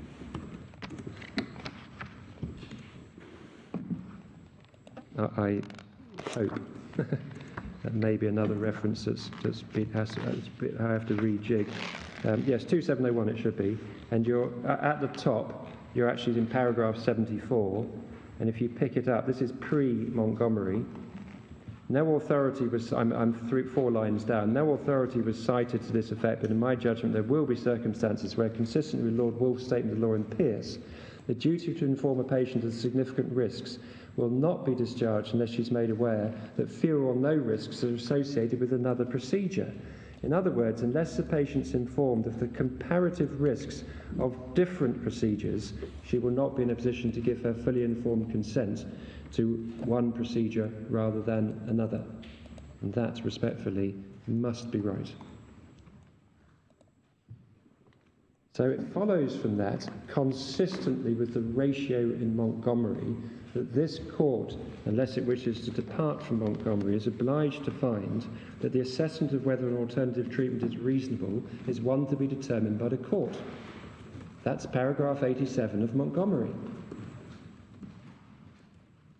And that's why earlier on in my submissions I made bold submissions as they then appeared to the court, which I hope don't seem so bold now, that unless you adopt this approach and understand that Bolam does not have this prior limiting effect, you are hollowing out Montgomery from within. Because what you're left with is, Montgomery applies to risks, but it doesn't apply to alternative treatments. Because a doctor, in accordance with a responsible body, can say, those aren't reasonable alternative treatments, so they're not on the menu. Well, conversely, you may end up with a menu with 15, 20 options. Well, my Lord, that's the sort of risks the interorum argument, the sort of fear factor, which has been raised, I think, by the BMA, possibly by the GMC. And respectfully, my Lord, that doesn't materialise unless it should do, by which I mean the court is the arbiter. The High Court judge is the arbiter of this. The High Court judge is assessing. That's Montgomery. If you look at risks, as I say, risks can be developed into, you can break a risk down into multiple micro risks. But it works in practice. You hear expert opinion, and then High Court judges have been pretty rigorous in truth in a number of cases in saying, well, that tiny risk doesn't count as a material risk at all. So the filter is the court. There is a filter. It's not just a case of, this means there will be... But if there are 15 treatment options, how's the court to decide? Because, my Lord, when I made my earlier submission, this is looking at it, if you like, from an academic perspective, from the outside looking in. From litigation perspective, the pursuer or claimant will simply be saying, you should have advised me in relation to this alternative risk. That was the submission I made earlier, right at the beginning. So we're looking at it with a bird's eye view for these purposes, but the court doesn't actually have to say there are 15 risks, there are 15 alternative treatments, and they all carry these risks, because the patient is complaining of one alternative treatment that the patient says, I should have been advised of. So we actually move from the general to the specific in litigation. Well, that may be true from the litigant's point of view. From the medical profession point of view, you're going to have to, as I understand it, yes, to cover your back, no, my Lord. You're going to have to start advising the patient about all 15. No, my Lord. It's not an advert for defensive medicine. It's a very unfair submission that to be made against me on that basis. Because if we just take Montgomery and accept it does apply in relation to risks, and it's binding. We're not in an environment now where doctors are acting defensively, required to list every which possible risk. It's working in practice. We see it through High Court judgments. And myself am party to drafting of consent forms for use in NHS trusts across the country, in which good sense prevails. And there are patient information leaflets that are passed out that have a considerable body of detail, just as if you ever open up the little sheet for aspirin or whatever that's packed away with your tablets when you buy them across the counter. But these things are controlled in a very sensible fashion on the ground, and there is no scope for the interorum type approach to this. We have the court controlling matters. Well, I don't really understand that, because it seems to me that the doctor cannot know in advance which of the alternative treatments the patient is going to complain about. But my Lord, this is the point. It applies to risks. It could be said now by the GMC and or the BMA, but it hasn't been in relation to risk. What a shocking judgment Montgomery is, because you have now required me to reference a whole load of risks in case the court considers it's a risk which the court finds the reasonable person in the patient's position would consider significant. That's a reality of Montgomery, is that doctors are no longer able to simply say, I, acting in accordance with a responsible body, don't consider I need to reference this risk.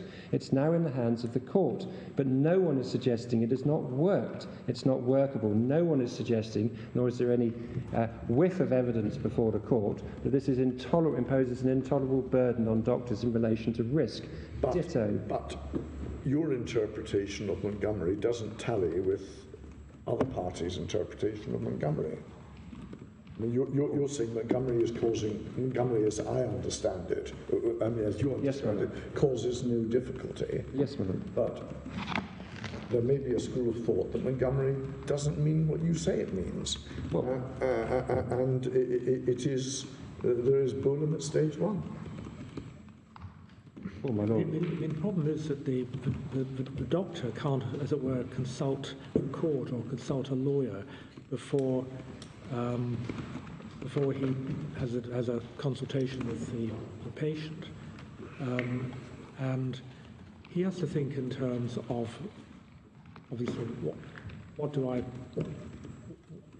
do I think the likely diagnosis is here. It may be a differential diagnosis, or it may be a particular one. And then what do I think are the reasonable range of treatments available, which Montgomery instructs me I have to tell the patient about. And Montgomery makes it clear that he can't simply restrict himself to, or herself to, one preferred option if there are a range of options. But he inevitably has to take these decisions in his consulting room or a hospital on the basis of professional expertise. Forgive me the risk of repetition, but my response is look what Montgomery does in relation to risk. The observation which is being put to me would apply equally to the observation in relation to risk. That is a reality of Montgomery. It is not a problem on the ground.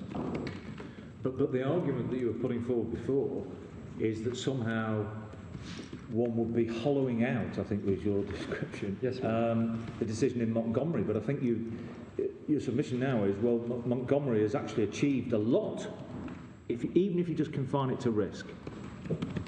It's already achieved a lot. Yes. Now, what it seems to me you're really asking us here to do is to interpret Montgomery in a way that some people interpret as an extension of the approach of Montgomery to risk to reasonable alternative treatments. And that is another step. And one therefore surely has to consider what might be the consequences on the ground for that. And I'm not sure we can be answering that by saying, well, there's been no problem in relation to risk, because it might be that that is a different question from reasonable alternative treatments. And in a way, isn't the reasonable alternative treatment a prior question to risk? Yeah. So doesn't one first of all have to decide, before you ever get anywhere near risk, what are the reasonable alternative options on the table? It's only once you've narrowed it that you can start playing the risk question. So aren't they sequential?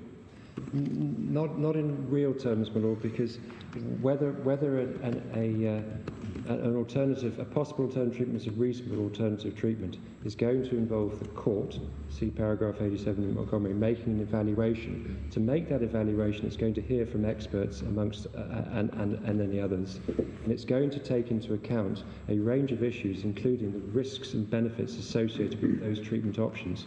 So it's actually rather more holistic and less staged than that.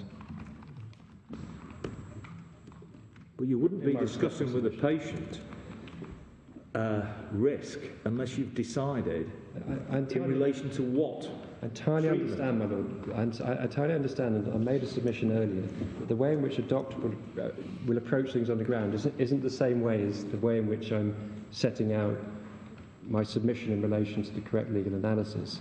And the correct legal analysis is staged, but it's not staged in that way. It's staged in the way that I've made my submission, because all you identify first up is all possible alternative treatments. You then deal with the issue of knowledge, because it's not fair to hold doctors to ones that they don't know about, risks or treatments. And then you enter the court's evaluation in relation to all. And it may be, as I sought to submit earlier, that the court says, well, option 5 And isn't. at the moment, we're not talking about risks, are we? And then we're talking about both, my Lord. This is my point. Because it may be the court says, in relation to option 5, that's not reasonable because it's got such heavy risks attached to it. It's got such little benefit attached to it that the court considers that a patient or a reasonable person acting in a patient position would not consider that to be something they might reasonably consent to. That's the language from the Scottish case, or significance, borrowing directly from the language in Montgomery in paragraph 87. That's a linguistic issue in which the court can fold in a new phrase if it feels that borrowing from materiality is clunky. That's a matter for the court to assess, and that's expressly referenced in a case called Bailey, which very briefly I'll take you to just this little passage. It's page 2660. It's nicely put by His Honour Judge Worcester, paragraph 60.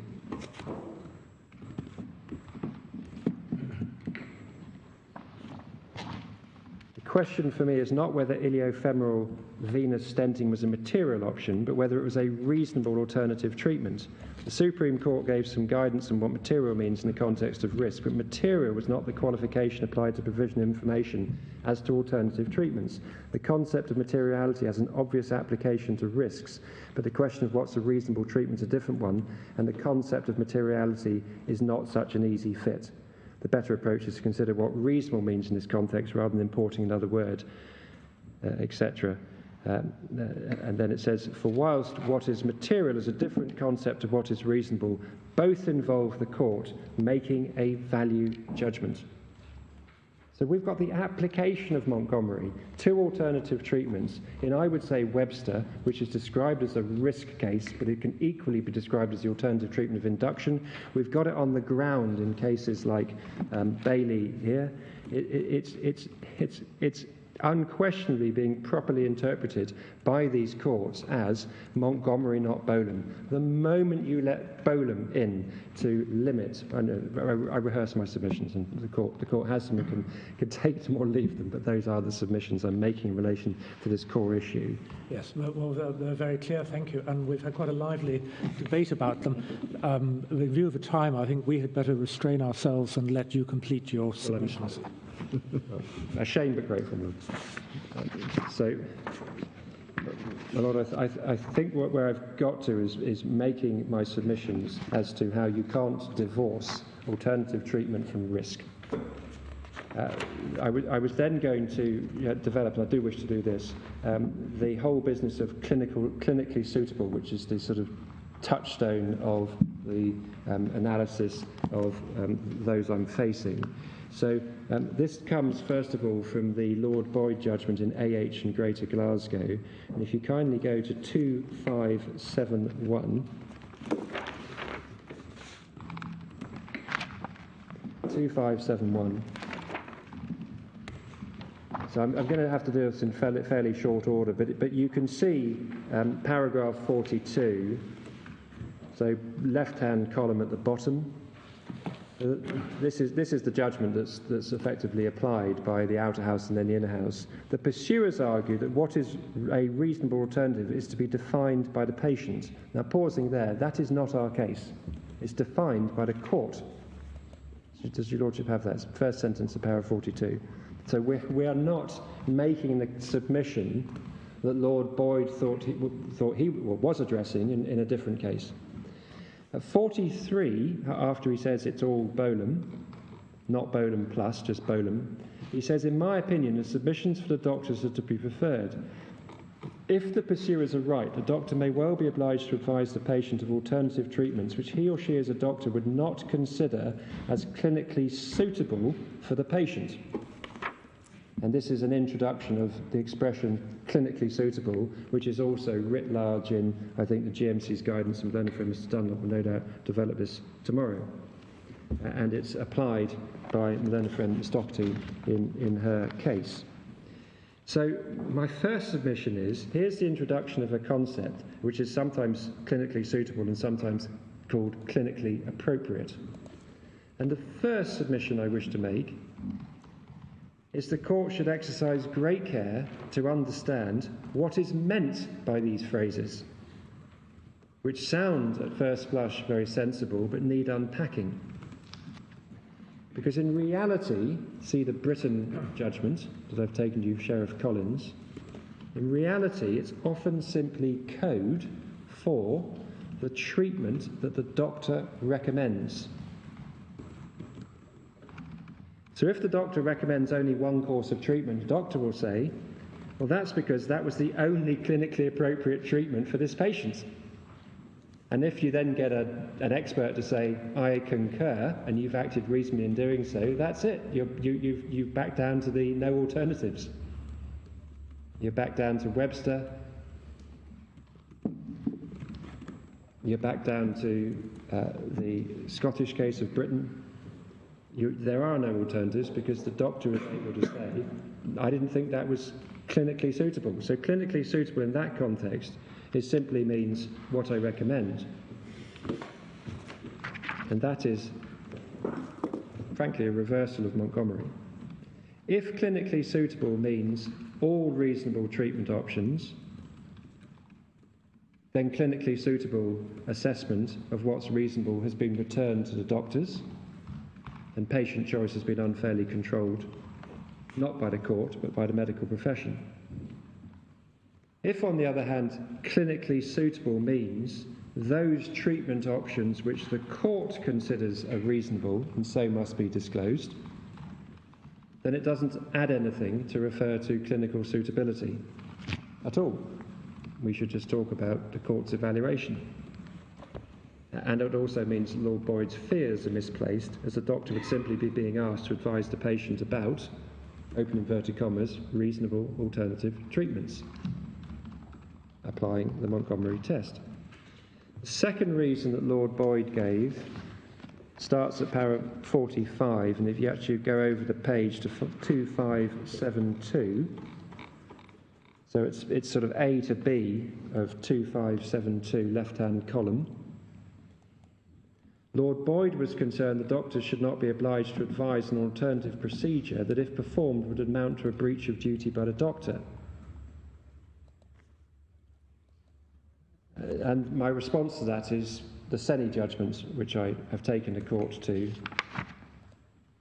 and the judgment of Lady Hale in Montgomery.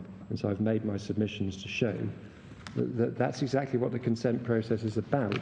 It's about informing the patient of a choice to have a treatment, albeit it's not one that the doctor recommends. Otherwise, you'd be limited to treatment that the doctor recommends.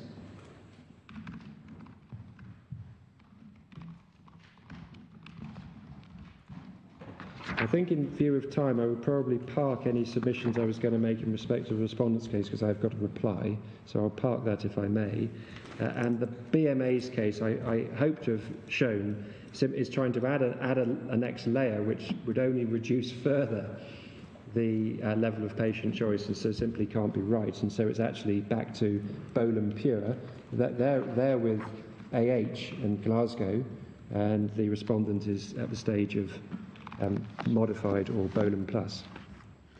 So, my Lord, leaving now the issue of really important issue of law for this court to determine, and moving on to this case and why it is in our respectful submission that Dr. Labinjo failed to comply with her duty of care by not advising the deceased in relation to non-steroidals. Can I first of all just tell you the references in our case? It's paras 62 to 79, which are pages 105 to 110. And now, in very short order, the following is common ground. The deceased had pericarditis and pericardial effusion.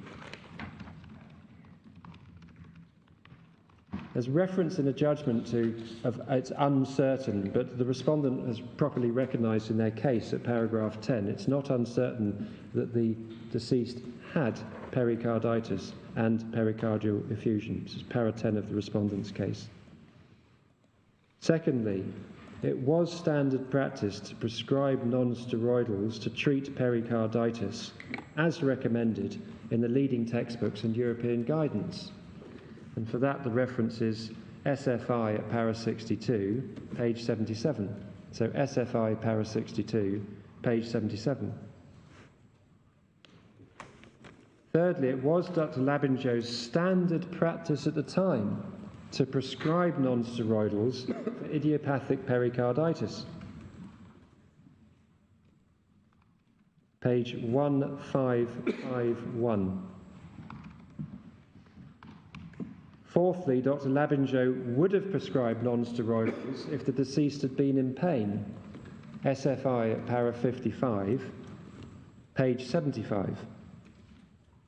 And finally, a responsible body of medical opinion considered it appropriate to prescribe non-steroidals even when the patient was not in pain. SFI para 4, page 62. So applying the test which I respectfully am promoting to the court, treatment with non-steroidals was clearly a possible treatment option. It was known to Dr. Labinjo, and fairly self-evidently it was a treatment that a reasonable patient in Mr. McCulloch's position would consider significant. After all, he'd been treated with steroids on his first admission and got better. On his second admission, yes, he was receiving antibiotics, but those were not for pericarditis. See the SFI at paragraph 60. That's page 77. So page 77, paragraph 60.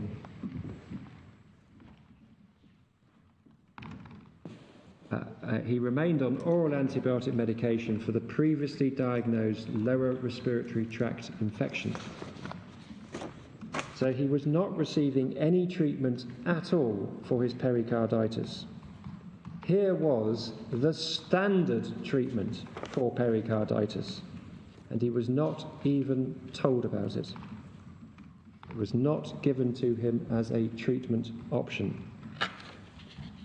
And the respondent's case and approach respectfully exposes the chilling effect that their analysis of the law would have on patient choice, because this case proceeds just as the other cases that I've put before the court of Webster, of the Scottish case, of Britain.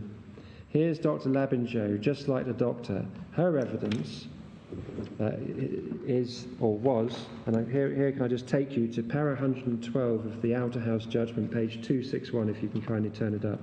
261.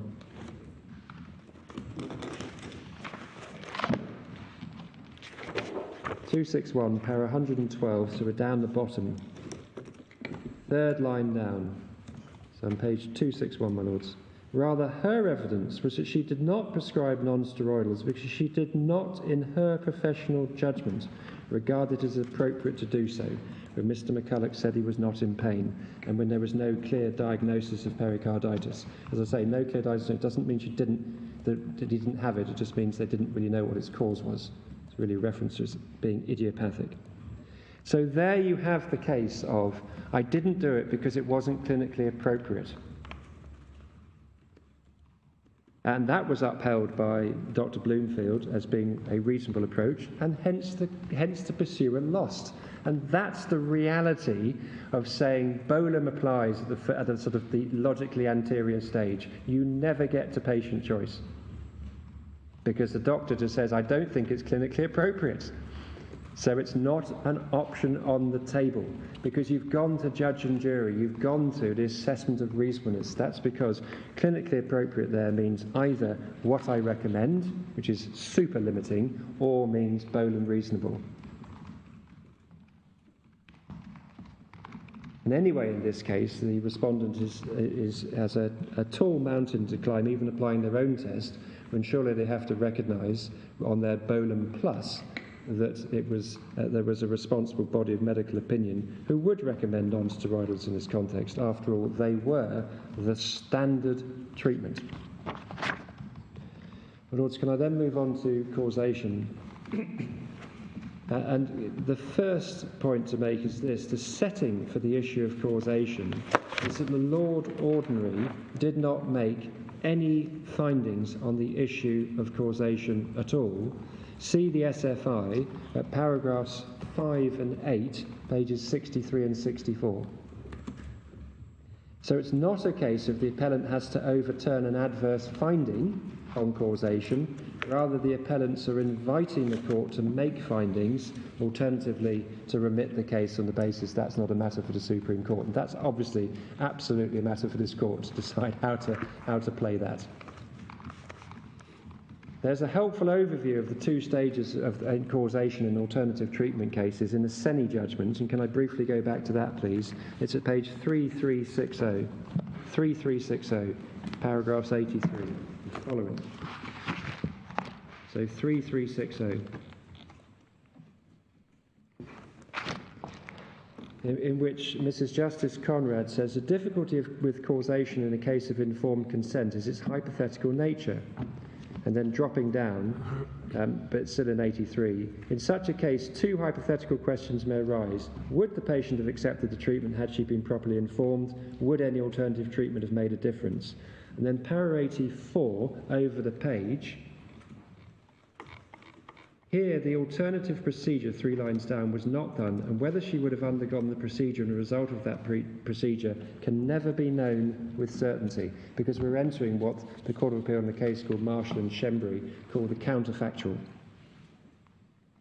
It never arose. So you're having to answer at that stage too the counterfactual question, which I'll come back to. Now, the first question, would the deceased have taken a non-steroidal if advised that it was a treatment option? Can I reference again our case, paragraphs 80 to 83, at pages 110 to 112. And again, in very short order, there's compelling evidence from Mrs. McCulloch, which we've set out in our case in those paragraphs, that the deceased would have taken non-steroidals if offered. Here was a man who, in her words, was terrified he would die, and as it happens, rightly so. The choice was between non-steroidals and no treatment for his pericarditis. This is a man who was discharged from hospital with the very condition, pericarditis and pleural effusion, that caused his death the following day. And if offered ibuprofen, yes, ibuprofen, the thing we buy over the counter, with a potential massive upside, which I'll develop on the stage 2, and a very limited downside of gastric upset, for which you can take further medication, and told this was the standard treatment for pericarditis recommended in the leading textbooks, in the European guidelines and so forth. I don't interrupt you because I appreciate the pressure of time. Was there any evidence as to the level of dosage at which ibuprofen switches from being a painkiller to being a proper anti-inflammatory? I don't think it doesn't. It is an anti-inflammatory. I think it can operate as a painkiller, my lord, but only by reducing inflammation. That is what it does. In that sense, forgive me, but it does what it says on the tin. It is a non-steroidal anti-inflammatory drug. But the answer is there was no evidence on the level at which it was seriously anti-inflammatory. The answer is no. Okay, thank you. I don't know, my lord, but it would be prescribed at the appropriate levels to achieve the outcome intended, my lord. This is how I would answer that question. So, my lord, on to the second question, if I may. Would the deceased have lived if he'd been prescribed a non-steroidal anti-inflammatory? And my first issue for the court to consider is the application of the principle in Drake and Harbour in this context, which, whilst it is modest by comparison to the principal issue of law before the court, is actually an important issue on the ground in real terms for this court to consider. And whether or not the court chooses to remit the issue of causation, we would certainly invite the court to address in its judgment or judgments the application or otherwise of the Drake and Harbour principle. And my Lord, can I go now to Drake and Harbour to page 2834? 2834. This is the judgment of Lord Justice Toulson. And we can pick it up in the middle of paragraph 28. So it's 28. Oh, no, it's yes. Is it 2834 or is it? Yes, is that right? Does your Lordship have it at 2834? No, That's deuce. that's choose. Or is it 3465? That's Drake. Yes? Apologies, and it's 3465. Para 28, picking it up 4 lines down, but where a claimant, does the court see that? But where this is the Drake, what I'm calling the Drake and Harbour principle. I know Lord Justice Wilson says it's not a principle, but I have to call it something.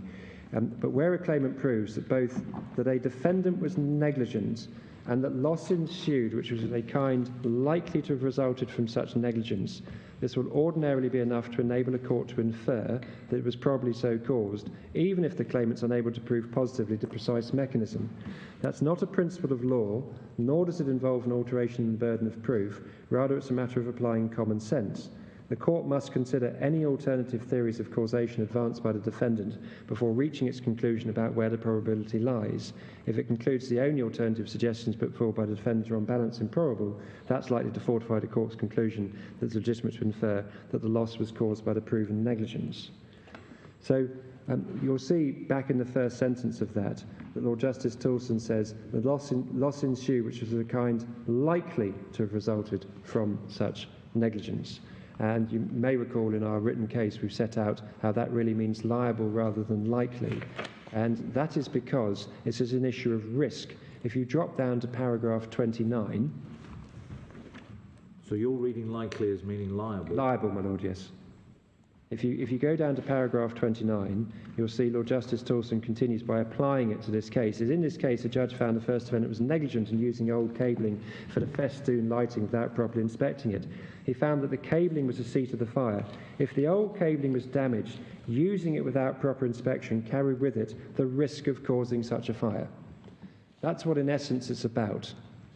I'm going to show you another reference to risk, but before I leave this judgment, if you just drop back to page 3462, please, you're in the judgment of Mr. Justice Longmore, or Lord Justice Longmore. I should say there are many Court of Appeal cases applying this principle, and others use the word risk. There's a recent-ish case called Goldschneider and Royal Opera House, and many others. Lord Justice Longmore has been promoting this for pretty much all the time he was in the Court of Appeal. It's paragraph 15.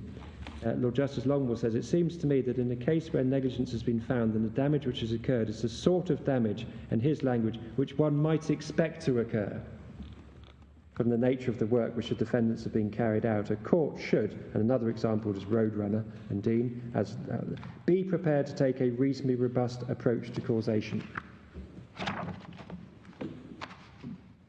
And at least I believe the fons et origo of this is Lord Wilberforce in McGee. And the reference for that. Can I ask? Yes, my Lord. McGee's really a case about about the legitimacy of drawing inferences where it's not possible to establish causation by leading evidence. Was any attempt made in front of the Lord Ordinary to establish that if ibuprofen had been prescribed and taken, then the deceased would have, Miss McCulloch, would have survived? I'm really sorry, but the last... Oh, I'm sorry, I'll speak up. The last part of what you said, I got the earlier part, but then the was there evidence-led Yes, my Lord, and an Dr. attempt Flapan. made to Flapan. prove that... Yes, my Lord, Dr. Flapan. And, Dr. Flapan for the pursuer.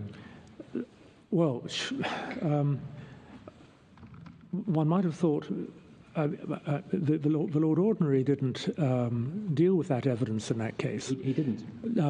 The usual practice in the days when I sat in the inner house was that you would then have invited the inner house to make the necessary findings of fact. But that doesn't seem to have happened in this case. My Lord, they too only made observations. They only made observations in the inner house. The whole problem and the reason that seeing the full effect of Drake and Harbour, and if this court were to give it its seal of approval, the reason it's so important is that the outer house's approaches was entirely diametrically in the other direction. At paragraph 99 at page 256, albeit he was looking at causation in a different part of the story, if I can call it that. But if you go to 256, paragraph 99, you'll see he says the cause of Mr. McCulloch's death was idiopathic pericarditis and pericardial effusions, which resulted in cardiac tamponade. With hindsight, it may be inferred by the 6th of April he was very ill. One may therefore infer a repeat echocardiogram, if carried out, probably have disclosed a material deterioration. Beyond that, however, any findings by me would be entirely speculative. And that's the point. It's literally back to front. What should be being recognised is, here is a person who has died from the very condition that he should have been given the option of treatment for, and which on the first stage we say we satisfy he would have taken. And so rather than saying it's all speculative and I'm not going to answer the counterfactual, the whole point is the counterfactual has been created by the defender's negligence, and fairness requires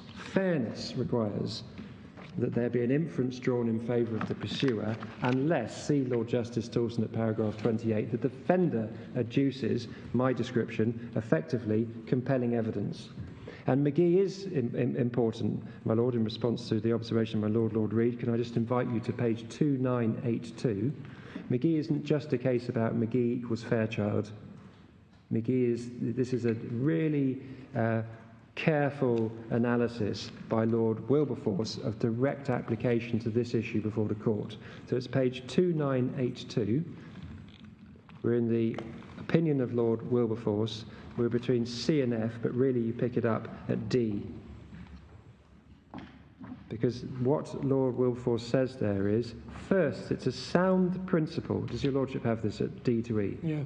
It's a sound principle that where a person has, by breach of a duty of care, created a risk, and injury occurs within the area of that risk, the loss should be borne by him unless he shows it had some other cause. That is the fons ad origo of Lord Justice Dawson in Drake and Harbour, because that's it in a nutshell. And why does that apply? Drop down to F.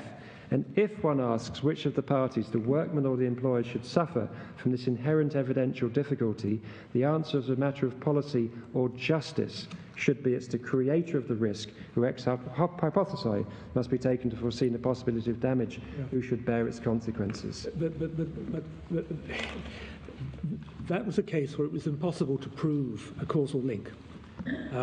In this case, there's evidence led from Dr. Bloomfield that you don't prescribe ibuprofens in the absence of pain because, although they're effective to treat pain, there's no evidence they make any difference to the prospects of survival. My Lord, yes. Now, my Lord, so you've got a body of evidence, and I appreciate there was contrary evidence by the opposing expert. My Lord, but it's a question of the order of things, my Lord.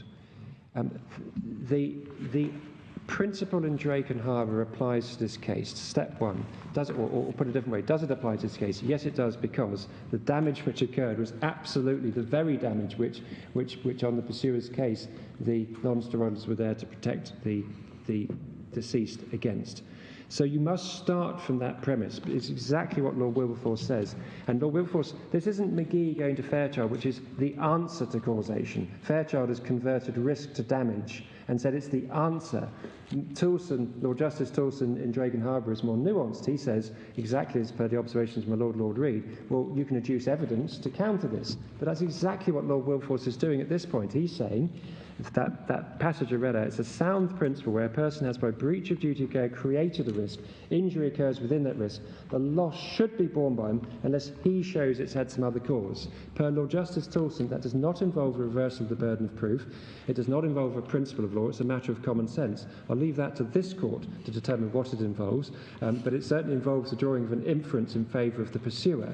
And that is a completely different starting point to saying, but there was evidence from the defender which says you lose, which I totally recognise, which is why an alternative for this court is to give the stamp of approval to the Drakenhard principle and then remit the case on causation to the outer house to be resolved. If it says it's not our job, thank you very much, to resolve a dispute of expert evidence in relation to the efficacy of the medication. Yeah. Well, I'll be interested to hear what the Scottish Council have to say about this, because the English practice of sending cases back to the High Court is a great deal more flexible than the Scottish practice, at least, was in the days when I sat there. My Lord, I can certainly make this submission. We would invite the court to determine the issue, but of course, the Supreme Court may feel really we did first instance work a long time. It's not a matter for us. That's a matter for the court. I can't put it higher than that. Yeah. We would certainly be very pleased if the court were to resolve the entire issue,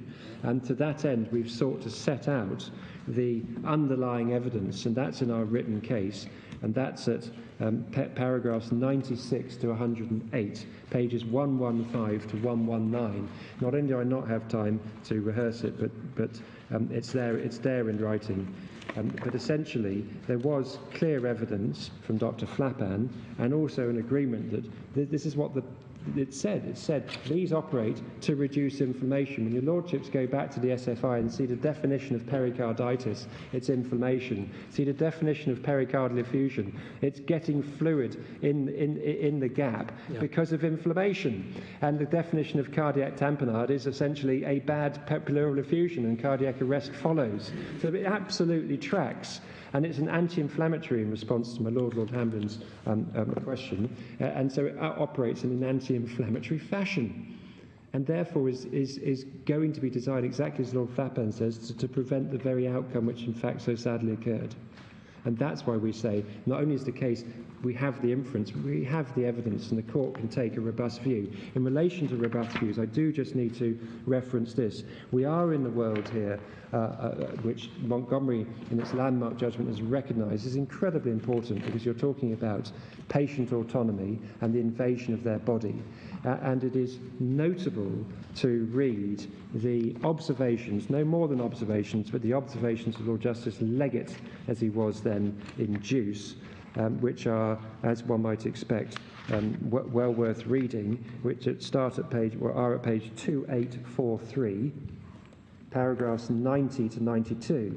And it ends with Lord Justice Leggett saying that, he says, particular policy considerations, including the importance of vindicating a patient's right to make an informed choice, can perhaps be invoked in this context to justify departure from the normal rule. That's of causation. He was saying that's a matter for the Supreme Court. Now, we're not going that far, because we're just saying that's all embraced within Drake and Harbour. And just as Lord Justice Longmore says, adopt a robust approach, because you are seeking to respect here core or fundamental rights. And essentially the same point was made, again in a very intelligent way, by Mrs. Justice Conrad in Saney. And if I just take you briefly to this, and then if forgiven, sit down. At 3372...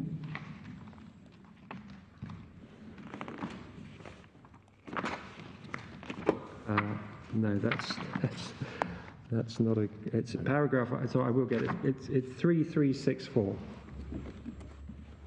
3364.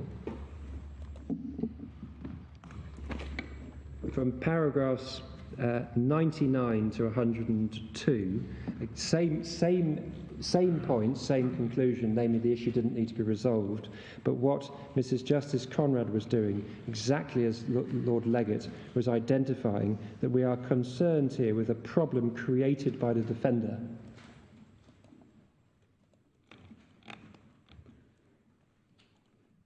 It's their version of Drake and Harbour, you can see it, running through, referencing a case called Hodgkinson and Sims, which was a case of non-disclosure and fiduciary duties, but as the court has pointed out, the position was the same in relation to common law, in relation to negligent misrepresentation, and Lord Leggett points out that it's applicable to another area in his judgment.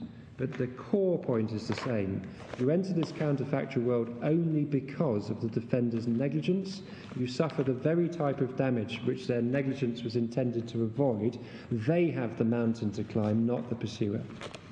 You mentioned earlier that there were, I think you said, scores of cases in the Court of Appeal that have applied to Drayton Harbour. Are you able, Pre and post, to perhaps send us a list? Yes, my lord.